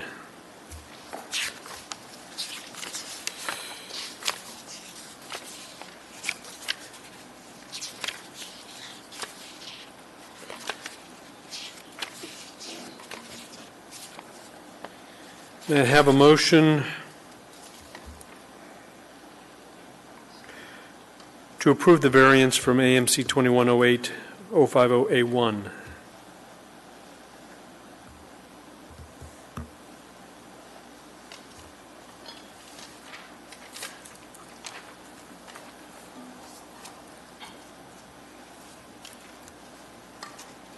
Kevin Cross, would you like to state your motion? Yes, in regards to case S123800, Pellinor subdivisions lots 1 through 10, move to approve the request for a vacation of a 20-foot section right-of-way north of Tract F1, Block 2, dedicated by Plat 7280, and 20-foot section of right-of-way south of Tract B, Airport Runway, dedicated by Plat 71-193, subject to 1, recording the suitable plat within 24 months of approval and any approved time extensions. Just Point of order. Yeah, point of order. Mr. Cross, I think you're incorrect in that statement. They're not asking to vacate right-of-way. Did we already approve the vacation? They did ask for actually they asked for four things. So there was a request for a vacation, an approval of a variance, and then approval of the plat. So they requested 3 things. Did we already grant the vacation, or did we table it? I think we already granted that. So that's point A. If you'd restate your motion, Mr. Cross, for point B. Thank you, and I apologize. Thank you. Okay. Move to approve a variance from AMC 21.08050A1, improvements to not construct a portion of a right-of-way along Bernard Drive and Burt Circle, subject to Section 1, recording a suitable plat within 24 months and approval of any approved time extensions. And Becky Lipsome has seconded your motion. Would you like to speak to your motion? Yes. Let's see. I've been on the Platting Board a little over 2 years. I think this is the one that's been the most challenging. And because I think everybody has reasonable arguments. Ultimately, what I'd like to see is my decision, I'm hoping, will almost require that you guys kind of figure it out, like work together to figure it out. My thought is, and I've heard all your arguments, I completely understand. Listen, I understand public safety and wanting to have this developed so that your kids can be safe and the road is steep, and so we're accessing this road, and you've continued to use it. They've been using it since the 70s, okay? I don't think you're going to stop using it. I think even if we just develop that small section, I don't think he's going to be the kind of neighbor and they're going to be the kind of families who are going to say, we don't want to work with you to continue maintenance and maybe improve what we even have. Problem is it cost effective? And having been born and raised in the state, and I can say this as a board member because I don't work for the community, listen, I understand it's exhausting. It's an exhausting process. That's why I have no hair. I work with this stuff. It's like it's frustrating. As far as an individual buying a property and saying that, hey, you knew what you were getting, I'll tell you, people all the time ask for variances to encroach across an easement behind my property or widen my driveway wider than when I bought it, or that happens all the time because usage changes. People, development things happen. I'm sure when they put this in, there was a thought that there might be, based on minimum lot size, 12 or 15 lots there, but that's not the case. So it seems to me like I'm going to vote to support the variance, and here's why. One is that the Muni and the board here has worked very hard and worked tightly in order to accommodate basically just 6 homes. But 2,500 feet of road that would benefit everybody, I think if we just approve the variance and allow them to do the small section, you guys will have to work with them in the future in order to maintain the rest of the road. Otherwise, you get nothing. Otherwise, asking someone to come up with $300,000 or $400,000 or just a driveway, you're right. I wish you could do a lower standard, but unfortunately, the Muni is not going to allow lower standards on roads. I mean, I've never seen it here. I agree with the petitioner. I haven't seen it happen. It's public safety for road standards, and you build them to a standard, and you do or you don't, in which case you either get part of something or you get nothing. So by approving this partial, I believe inevitably you'll just have to work together to improve the rest of the road as friendly neighbors, if that makes sense. Thank you. Thank you. Do we have any other findings the board would like to offer? Becky Lipsum. I agree with Kevin that this is a particularly challenging one and probably frustrating, undoubtedly frustrating for both sides. I do agree with what we've heard from staff that the Muni is, one, bound to their code, and two, bound to the nexus provisions. And the arguments that we have heard tonight have been predominantly about the benefit to the community rather than necessarily the benefit to the individuals who would be occupying the additional subdivided lots. That being said, I do hope that some type of conclusion can be worked out in a civil compromise. And I would say if the community is particularly unhappy with the decision that the Platting Board comes out with tonight, you can, of course, appeal that decision, which the cost of appeal is expensive for petitioners and might, it's not uncommon, I would say, for parties to work out disagreements pending appeal. That being said, I do think Mr. Whitfield presented an interesting alternative, which would be that there could be some type of condition that the petitioner would need to work out some type of agreement with the community. And if I'm not phrasing this correctly, please let me know, pending ultimate approval. And I think if the interested parties saw a real estate attorney in town, that individual might have some type of suggestions for how you would frame an agreement. And I see Mr. Whitfield has asked to speak, so I'd like to hear. Through the chair, Ms. Lipson, if I could just quickly, if you were to make a condition, I would say that the condition should encourage an agreement rather than require an agreement, because if two parties can't come together and make an agreement, then effectively the variance in this case would be denied. So maybe the board makes a finding that they would encourage the community and the petitioner to come together to find an appropriate standard for the road, make an agreement, and then the petitioner could obtain the necessary permits to build the road to that standard. But to make it a condition, I think could potentially effectively deny the variance if an agreement could not be reached. Thank you. I'd like to also make a finding with respect to the Supreme Court's requirement of the proportionality test and the fact that the proportionality has to do with the proportional impact to the existing properties and the cost. Is the cost that's being imposed on the developer proportional to the impact of his development on the existing properties in the neighborhood? And the existing, they're only adding 6 additional houses into the community. The number of road trips that 6 families will be making is not a large impact, and imposing a large expense of building 2,500 foot of road for those 6 families would not, in fact, be proportional and would be an undue burden that the municipality can't impose on the developer under this circumstance. And that's one of the reasons why I'll be supporting the motion to grant the variance. I'd also like to find that the special circumstances and conditions affect the property, and partly the undevelopable section of the land, the large size of lots, the inability to economically defray that cost. Granting the variance will not be detrimental to the public welfare or injurious to the public.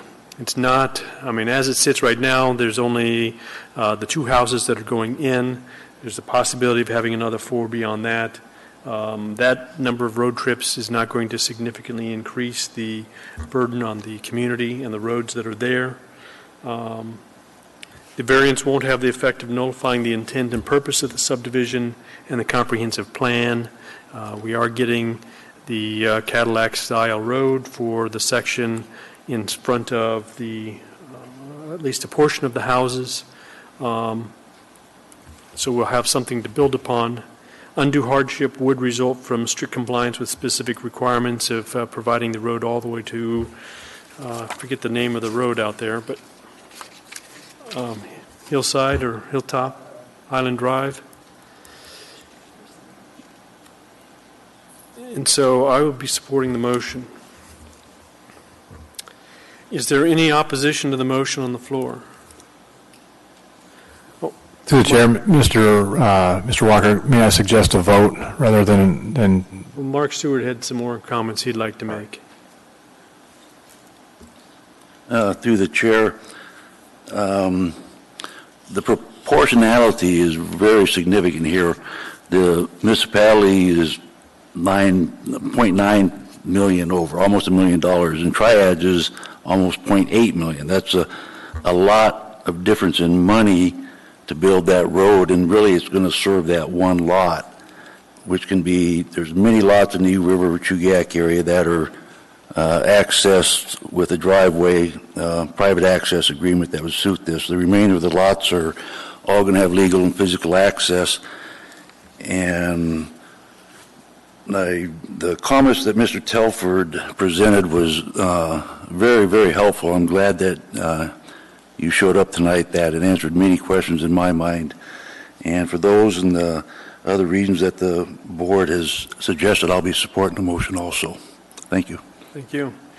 I'd like to thank the public for coming out. I appreciated the comments by everyone that came.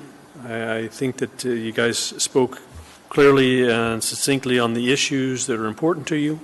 I believe that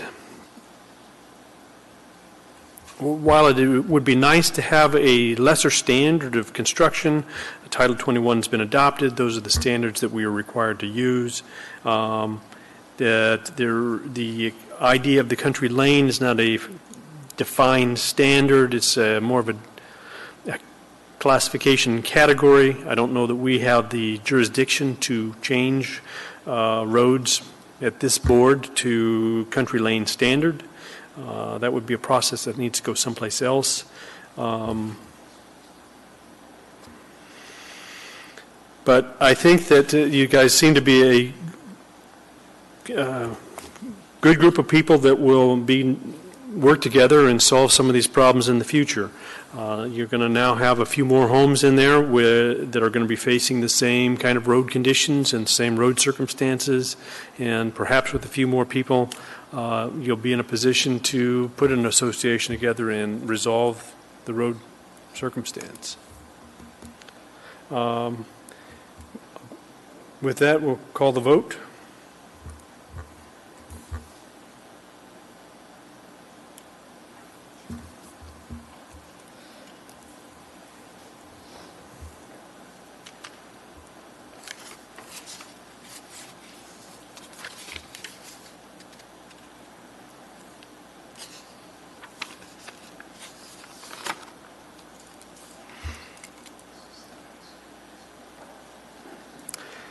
And I think we also need to make an approval, make a motion to approve the plat for 24 months subject to the conditions as written. As I recall, we'd previously modified some of the conditions, and so we'd need to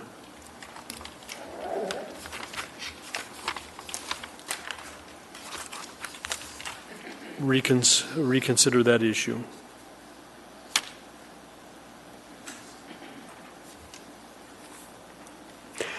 I think there was more than one issue, though, that we had modified, hadn't we?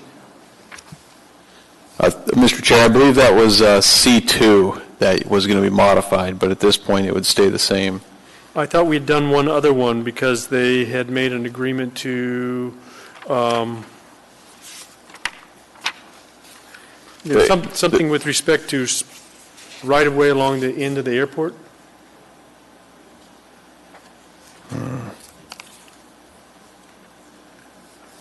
Would that be number 8?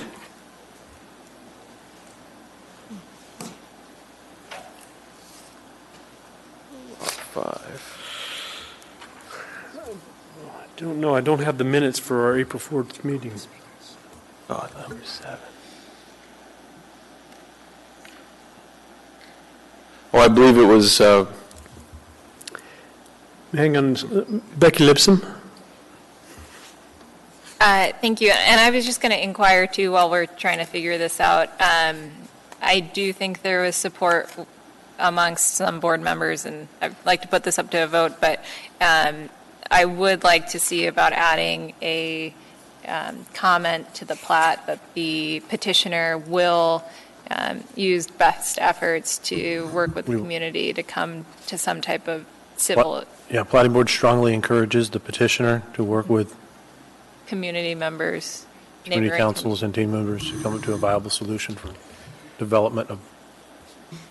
I think you could make a finding of the plat approval that is to come. Sure. Thank you. You had articulated it so well, Mr. Whitfield. And Mark Seward. Through the chair, I think previously in our board we had agreed to, on the eastern boundary along Lot 6, they were requesting a vacation of that walkway or drainage easement, whatever it was, and they agreed, and we agreed that easement would stay as is. I can't quite read on the small plat, but I think it was a walkway easement, very eastern edge of Lot 6. And which number is that on the? I'm trying to find it, but it might just be in the minutes. Through the chair, Mr. Seward, was that part of the vacation process as outlined in A, where it talks about approval of the vacation? Yeah. And we had already. I think that, I think we already dealt with that last meeting. Okay. Okay, thank you. Okay. Yeah. Then in that case, I think we just need to approve the plat for 24 months, subject to the conditions as written in staff's notes, pages 18, 19, and 20. Thank you. That's my understanding, yes. May I have a motion to approve the plat for 24 months, subject to conditions? Kevin Cross, would you like to state your motion? In regards to case S12380, Pellinor subdivision, lots 1 through 10, Block 1, tracks F2, F3, and Block 2, I move to approve the plat for 24 months, subject to the following conditions. 1, 2, 3, 4, 4A, 4B, 5, 6, 7, 8, 9, 10, 11, 11A, subsection 1 and 2, section B and line 12, section A and A1. Thank you. And that motion has been seconded by Valerie Ritz. Are there any findings the board would like to offer? Yeah, I'm going to speak. I move to approve this. Typically, when we're approving a plat, the biggest concern, again, is going to be drainage. I think it's very important that says the property owner and utilities should not raise, lower, or regrade the property in a manner that will alter the drainage patterns from the ones shown on the approved grading and drainage plan without prior approval of the municipality for the Anchorage Building Safety Code, as well as the utilities will not obstruct, impede, or alter approved drainage facilities. Also, we note in here in sections 8, dedicated 20-foot alley is shown as preliminary plat. I know that the replatting this, there's going to be a 20-foot alley to make sure that the neighbors still have access to the old airstrip for where they run their dogs, and they kind of use that as a park area. So make sure that we're not impeding their access to state property there.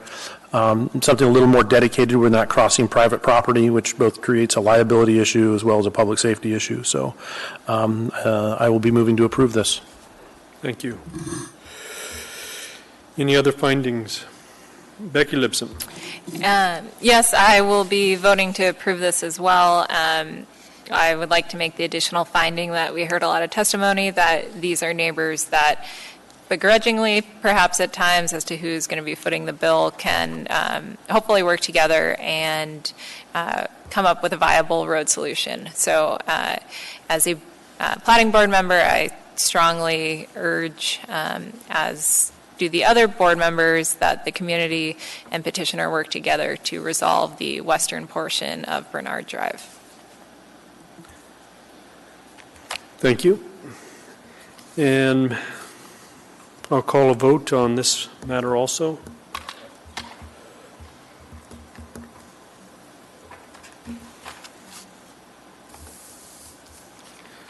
That motion has passed.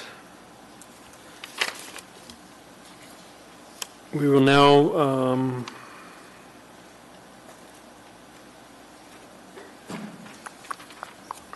recall Dan Young. Through the chair. While we're recalling Dan Young, can I take a 5-minute break real quick?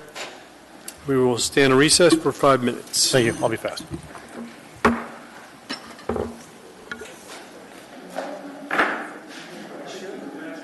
We're back on record now at,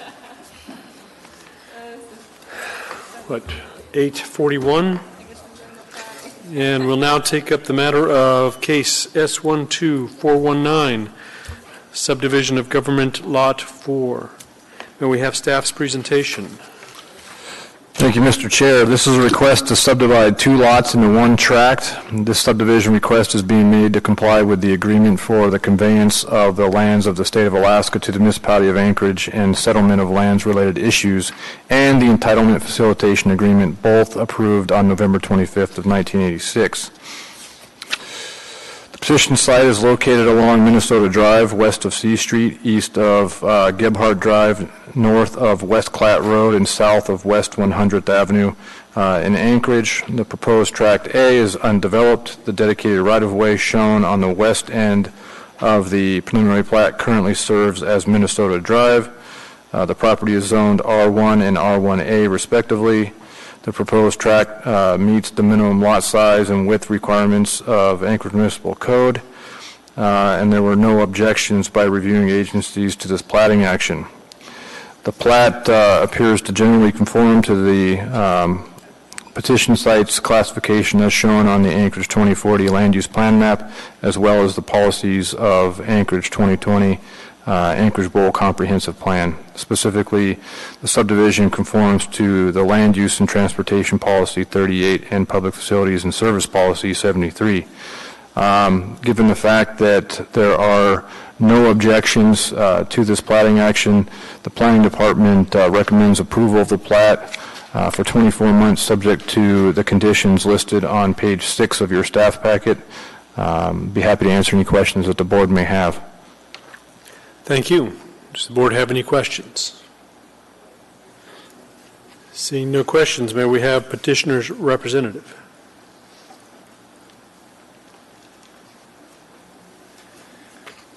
Good evening. My name is Tulloch Makestad, M-A-A-K-E-S-T-A-D. I'm a land surveyor with Hattenberg, Dillian and Nell, HDL Engineering Consultants, and I'm representing the municipality of Anchorage in this action. Thank you. I agree with the staff's recommendations and would save the rest of my time to answer questions. You have 9 minutes, 40 seconds. Thank you. Do we have any questions? Kevin Cross. Yeah, under agency comments, it says it's not clear from the information shown in this preliminary plat what the plat is accomplishing. Just out of curiosity, what are you accomplishing?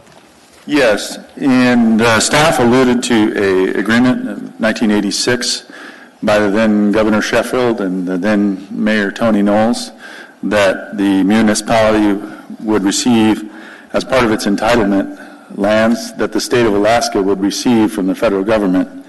On page 63 of your packet, there's a paragraph, number 9, talks about Platte Road tracts.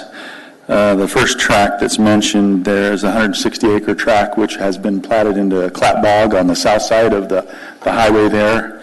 And then in paragraph B, so that was paragraph A, paragraph B enumerates an 80-acre tract, Platte Road 80-acre tract depicted on the map, and containing approximately 35 acres.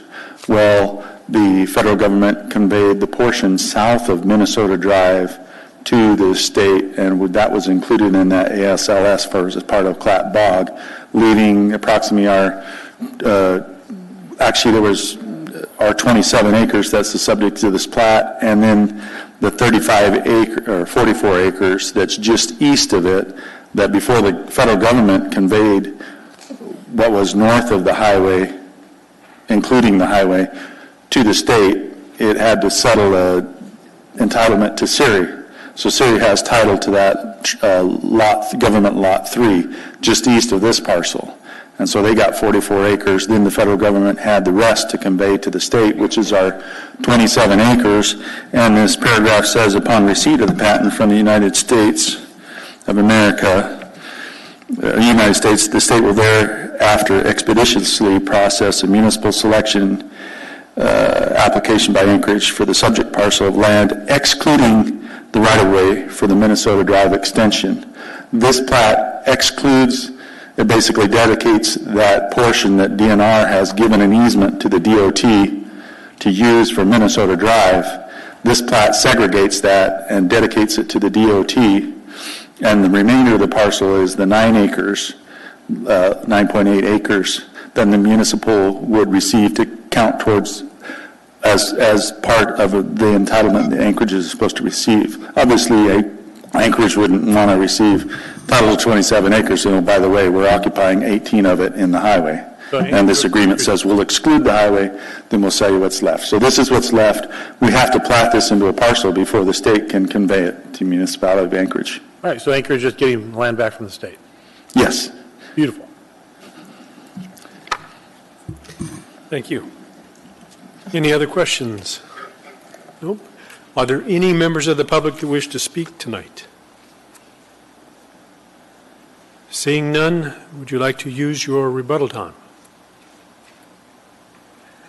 Very well. Enough tonight. Then the matter rests with the board. May I have a motion to approve the plat? Kevin Cross has moved. Would you like to state your motion? Mr. Yes, Cross. in the case of S12419, Alaska State Land Survey number 2016-41, Tract A, I move to approve the plat for 24 months, subject to the following conditions: 1, 2, 2A, 2B, 3, 3A, and A, 1, 2, and 3. Thank you. And Valerie Ritz has seconded your motion. Would you like to speak to your motion? No, it's not necessary. There was no objection to this through platting, and I support any time our municipality gets land back from the state. Thank you. Thank you. Is there any opposition to the motion on the floor? Seeing no opposition, the motion passes. We will now turn our attention to case S12426, Hollowbrook Addition Number 1, Block 5 and Lot 5A and Tract 5B. May we have staff's presentation? Thank you, Mr. Chair. So this, let's see here. Hang on a sec. Let me make sure I'm on the right case, Hollowbrook. This is a request to subdivide 2 lots into 1 lot and 1 tract of land. This plat is before the Platting Board as it is a municipal-owned parcel of land and subject to the requirements of a public hearing, AMC 2103-200B2. So this parcel is located north of 76 and at the end of Nathan Circle, abutting the Alaska Railroad and Camel Creek Greenbelt. The subdivision request is being made to create 2 parcels of land that will be retained, and an existing single-family structure will provide a tract for Anchorage Water and Wastewater Utility for their sewer line, their 54-inch sewer line maintenance through a manhole that is there. AWW has access rights from the Alaska Railroad Authority for access. This will allow the utility to access the large sewer interceptor, as well as being able to sell the house back to the and keep the house within Anchorage's housing stock. There will be no impact to the stream or park area, and it meets all applicable zoning district standards. Let's see, and it'll be it will provide AWU with a cost-effective solution for maintenance of the sewer line. And with no objections to this platting action, staff recommends the approval of the plat for 24 months, subject to the conditions found on page 5 and 6. Thank you. Any questions? Seeing none, do we have petitioner's representative?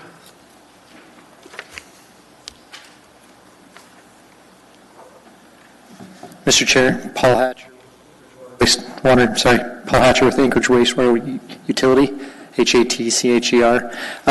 We purchased this property in September of 2016 for a capital project. We have since created and built a access to get to this 54-inch main that Mr. Odell talked about. This is a major infrastructure sewer that at times can back up and has need to be cleaned with heavy and large equipment. Unbeknownst to us when we purchased it, the parcel to the rear is dedicated parks land, but was done by deed and not by plat. And as a muni agency, we were then required to plat this parcel to eliminate that deeded parcel. So we're doing this. We're also, as part of the tract, increasing the park parcel, decreasing the house parcel to basically make sure that everyone understands that it's access for both us and eventually for parks also. This is a part of Camel Creek Trail that they have very limited access to, given the horseshoe bend in the creek there and the bridges that are kind of in between. They can't get to it. In fact, they're actually doing a project currently, or starting to improve the trail in this area, and are using this same access and are kind of excited that they have a good access that they can actually drive heavy equipment on, because we have to drive 80,000-ton equipment on this area also. So this is what we're doing. And to do this, we have to plat this so that we can then sell the property back to the public and get it back in the housing stock. Thank you. Any questions? Thank you, sir. Thank you. You've got 8 minutes and 14 seconds for rebuttal. Are there any members of the public that wish to speak tonight? Seeing no one who wishes to speak on this, we'll let you have your rebuttal. Good. And with that, we'll close the public hearing. May I have a motion to approve the plat for 24 months, subject to conditions?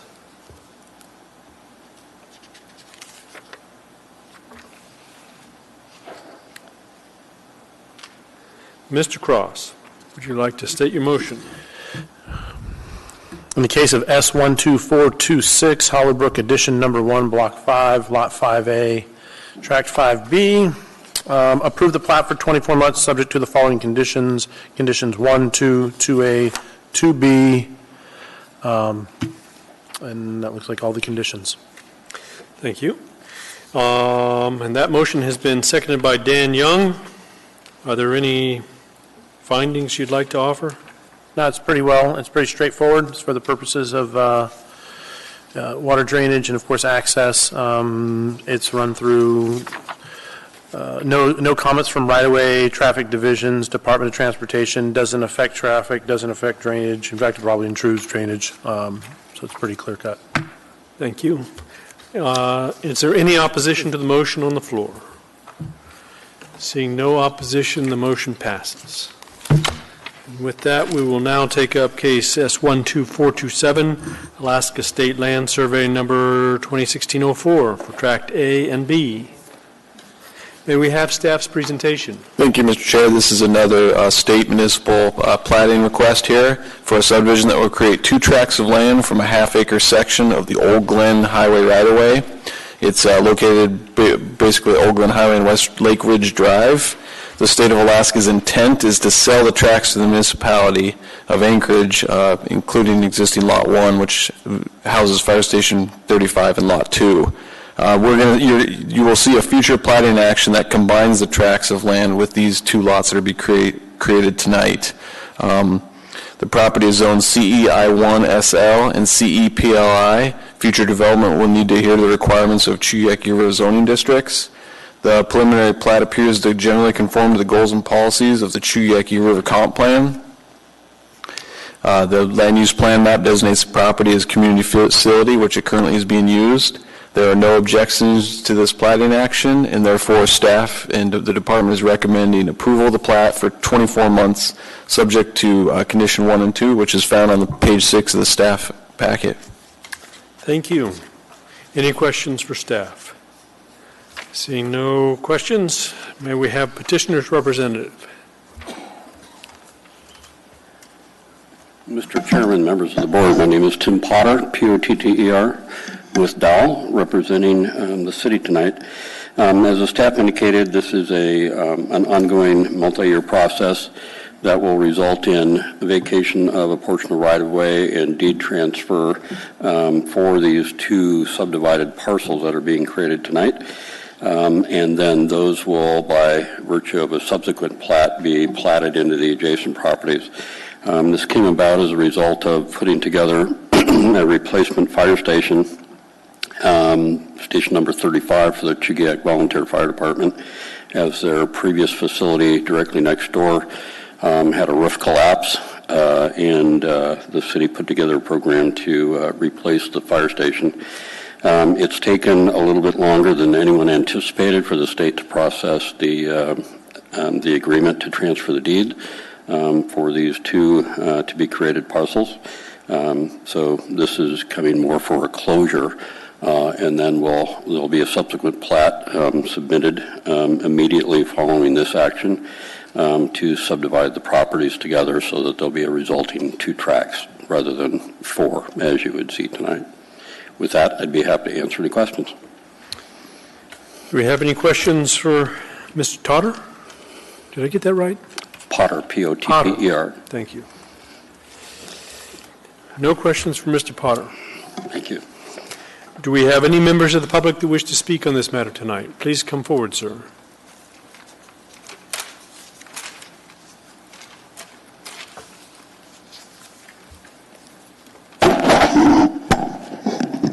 Good evening. My name is Charlie Cobb. In the interest of full disclosure, I work for the Water Resources section in the Division of Mining, Land, and Water of the Department of Natural Resources. I have no involvement with the land section.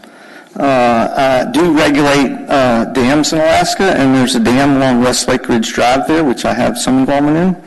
And I own property on Fire Lake. I'm located on the third house on West Lake Ridge Drive inside of the fire department, and I'm here on my own recognizance as a homeowner there. First, I'd like to qualify my statement by saying I do not like to complain, but I have to complain about the quality of the public notice that came out on this map on this public notice. It's absolutely the worst map that I've seen in my career. It's over 30 years as a professional engineer. They're labeling Lower Fire Lake as Kinnick Arm, as you might have noticed. There's no legend for the dash lines or codes for the zoning, and it was very difficult for me at first glance to figure out where you're even talking about this. What it was about, the dash lines does not represent the description of the plats that you're talking about replatting there. So with that said, I also noticed that the poor quality translates even into your own agenda tonight, which includes the description for the location for this, and the same one as the previous case, 12426. So that said, it's discouraging to me that there's this kind of poor quality on such important information as that's been happening here. I've got with me a collection of public notices over time associated with the same parcel, or this group of parcels as it may be, starting in April 2006 for 4.5 acres known as HLB parcel number 1-075 and some other numbers. That was for the improvement of the dam on Lower Fire Lake that was in progressive failure condition at that time. Then there's another notice of public hearing that came out in December of 2006 for the same parcel with the withdrawal of approximately 3,311 square feet that appeared to be part of that right-of-way, and they sold that to the state of Alaska, it appears. And then there was also a report of another portion that's described there that was for the land to be transferred to the Real Estate Services Division with management authority to be delegated to the Parks and Recreation Division and to record a conservation easement against the land. And there was another public notice in February of 2007 for the same tracts of land to again transfer that to Parks and Recreation and to establish a conservation easement. And then... Thank you, sir. Is that the limit of my time? I didn't understand. That was the limit. Well, you have a notice of violation from the Corps of Engineers for failure to establish that conservation easement is guaranteed, as agreed upon, and dated 2012. Well, sir, if we have any questions for you, we'll let you know. Mark Seward. Yeah, through the chair, Mr. Cobb. That first notice that you had there, was that for the community council hearing that was sent to you for this plat? The first blue one? No, the blue one. Yes. That's for this. That was for the community council tonight. Hearing? Or for this hearing? This hearing right now. Okay, not the community council. So. No, sir. This is the one for tonight, September 5th. Okay, thank you.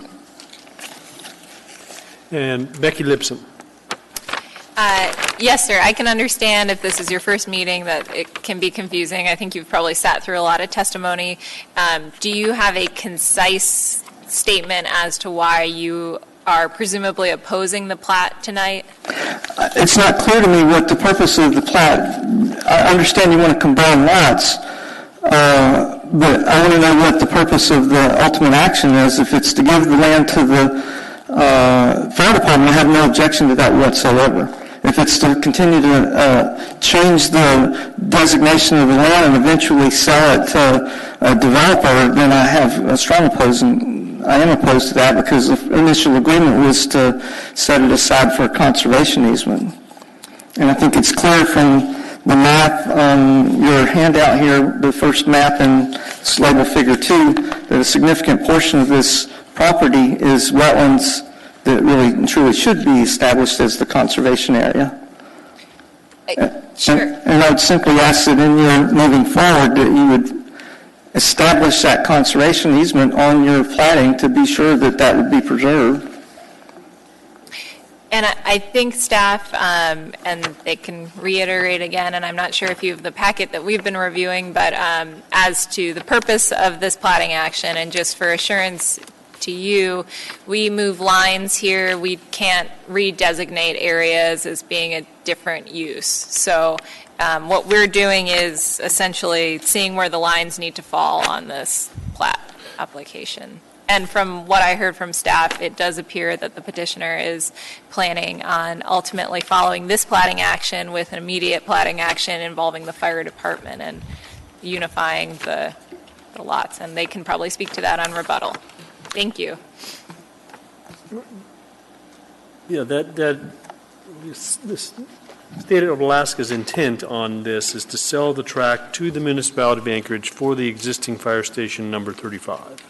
That is the objective of this platting action. So they're preparing the property so that it can be sold to the municipality of Anchorage. The municipality of Anchorage is acquiring it for that purpose. So it is ultimately to expand the facilities for the fire department? That appears to be. And what about your obligation to establish a conservation easement according to your Corps of Engineers permit? We don't have a duty to do that. It's not our property. It's the state of Alaska's property, as it sits right now. They're the ones that have the obligation.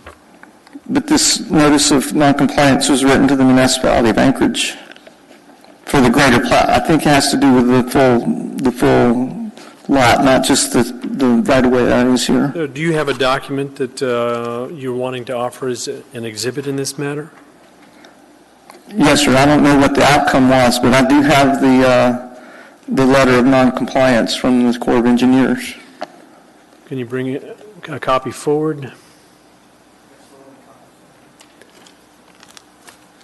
Through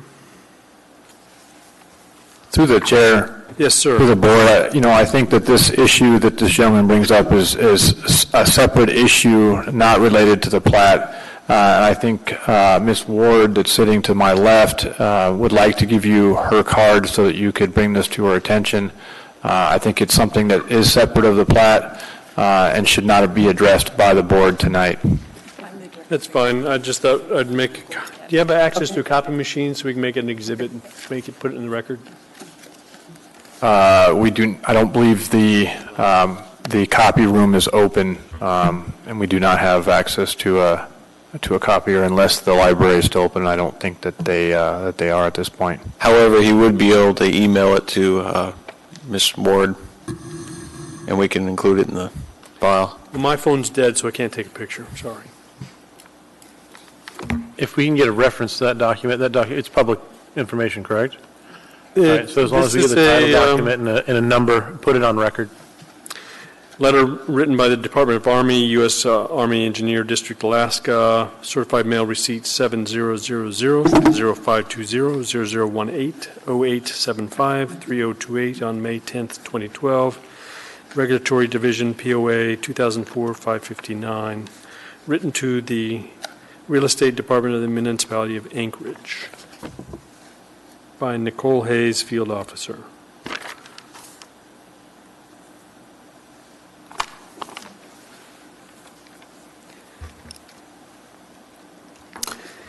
And we'll get that copied and made an exhibit to the matter and return his copy to him.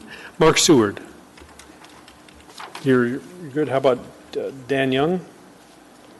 Yes, through the chair, Mr. Cobb. On page 51 of the packet is a letter from the Chugach Volunteer Fire Rescue, and their intention is to be, when this is over with, to be using this property for public safety, and which is what you said you were going to support, or you would support. Okay. Yeah, I'd seen that letter, but it looked to me like it was like, we'd like to have it, but it wasn't clear that they were actually going to get it. Thank you. Thank you. Thank you very much. Thank you. Thank you.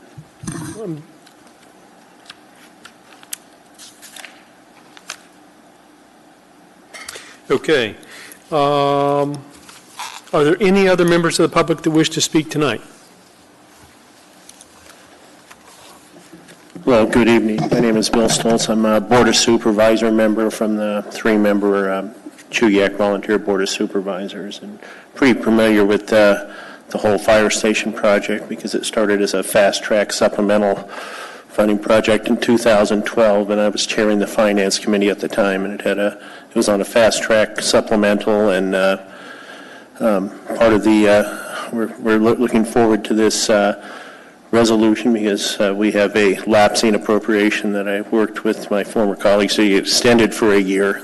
I think there's under $30,000 left, which we hope to use that, which expires on June 30th of 2019, this coming year. And it is that is our the right-of-way vacation is an important part of our long-term project, and it hasn't ever been solidified, but it's our fervent hope to obtain the adjoining lot for training and other fire safety operations. It's that we haven't solidified that as a commitment, but I've had good conversations with two state commissioners on there. They informally, they haven't been official meetings, but I've talked to both of the DOT and DNR at length, and private conversations at hockey games and anytime I've had a chance to corner those guys,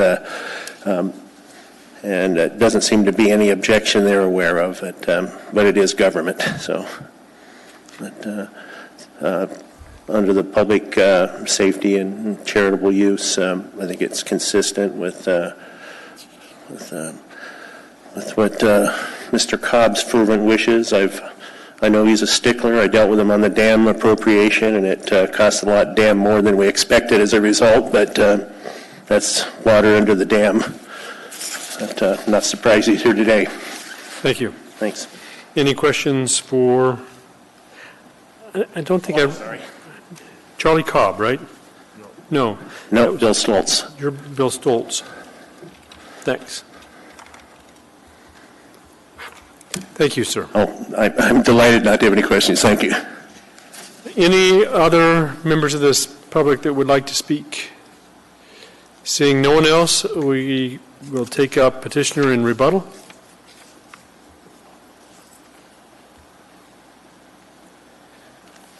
Again, Tim Potter for the record. I just want to clarify and confirm that, as Ms. Lipson would know, that oftentimes legislation appears or statute appears to say that you cannot transfer properties without it being subdivided.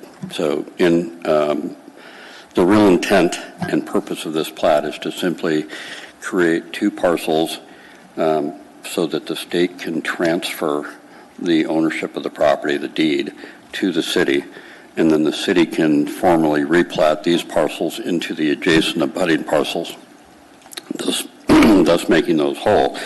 When you look at the aerial photo that shows where the underlying plat lines are now in the right-of-way, a portion of the fire department was developed with parking and circulation out into the right-of-way under permit with the agreement that this action would happen. It's just taken, as I know Mr. Cross will appreciate, sometimes it takes longer than one would anticipate to get deed transfers and everybody at the state to agree to process the paperwork and get it done. That's the intent here. It will go directly to the city and then to the fire station, and a subsequent plat will be submitted immediately following this action tonight. Thank you. Does that raise any other questions from the board? Thank you, sir. Thank you. The matter now rests with the board. May I have a motion to approve the plat for 24 months, subject to conditions? Mark Seward, would you like to state your motion? In case S12427 ASLS 2016-04, I'd like to throw out a positive motion for approval on page 6 of the department recommendations, A1, 2A, and 2B. And your motion has been seconded by Kevin Cross. Would you like to speak to your motion? There's on pages 3 and 5, we have no objections by departments to the plat. Page 5 shows the preliminary plat appears to conform to the goals and policies of the Chugach Eagle River Comprehensive Plan. It's more of a house cleaning motion. That area is all pretty much in the right-of-way next to the highway grass there, and I'll be supporting this motion. Thank you. Thank you. Are there any other findings? Mr. Cross. Again, just to reiterate that as it states on page 5, under conformance with adoption plans, again, to state this plan, according to staff analysis, appears to coincide with the Chugach Eagle River Comprehensive Plan 2006, and which addresses Mr. Cobb's issues, as it states in here: preserve and protect high valuable wetlands, stream corridors, aquifer recharge, and other important natural features. So as they go through this plat, it will be subject to making sure those are preserved, as well as encourage development patterns and site designs which protect natural amenities, scenic vistas, general community character, and also promote safe and healthy environments. Those address the public testimony by Mr. Cobb, as well as provide fire protection, emergency medical services to all of Chugach Eagle River. That is why I will be voting to support this. Thank you. Any other findings?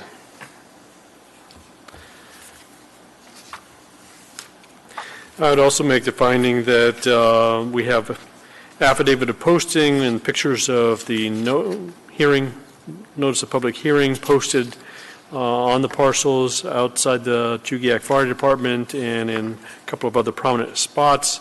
And also notice that despite any irregularities in the platting map, that Mr. Cobb was cognizant of that the issue was something important that he had an interest in, and he did attend the meeting. So I think the notice, even despite any irregularities, was sufficient to provide adequate notice of the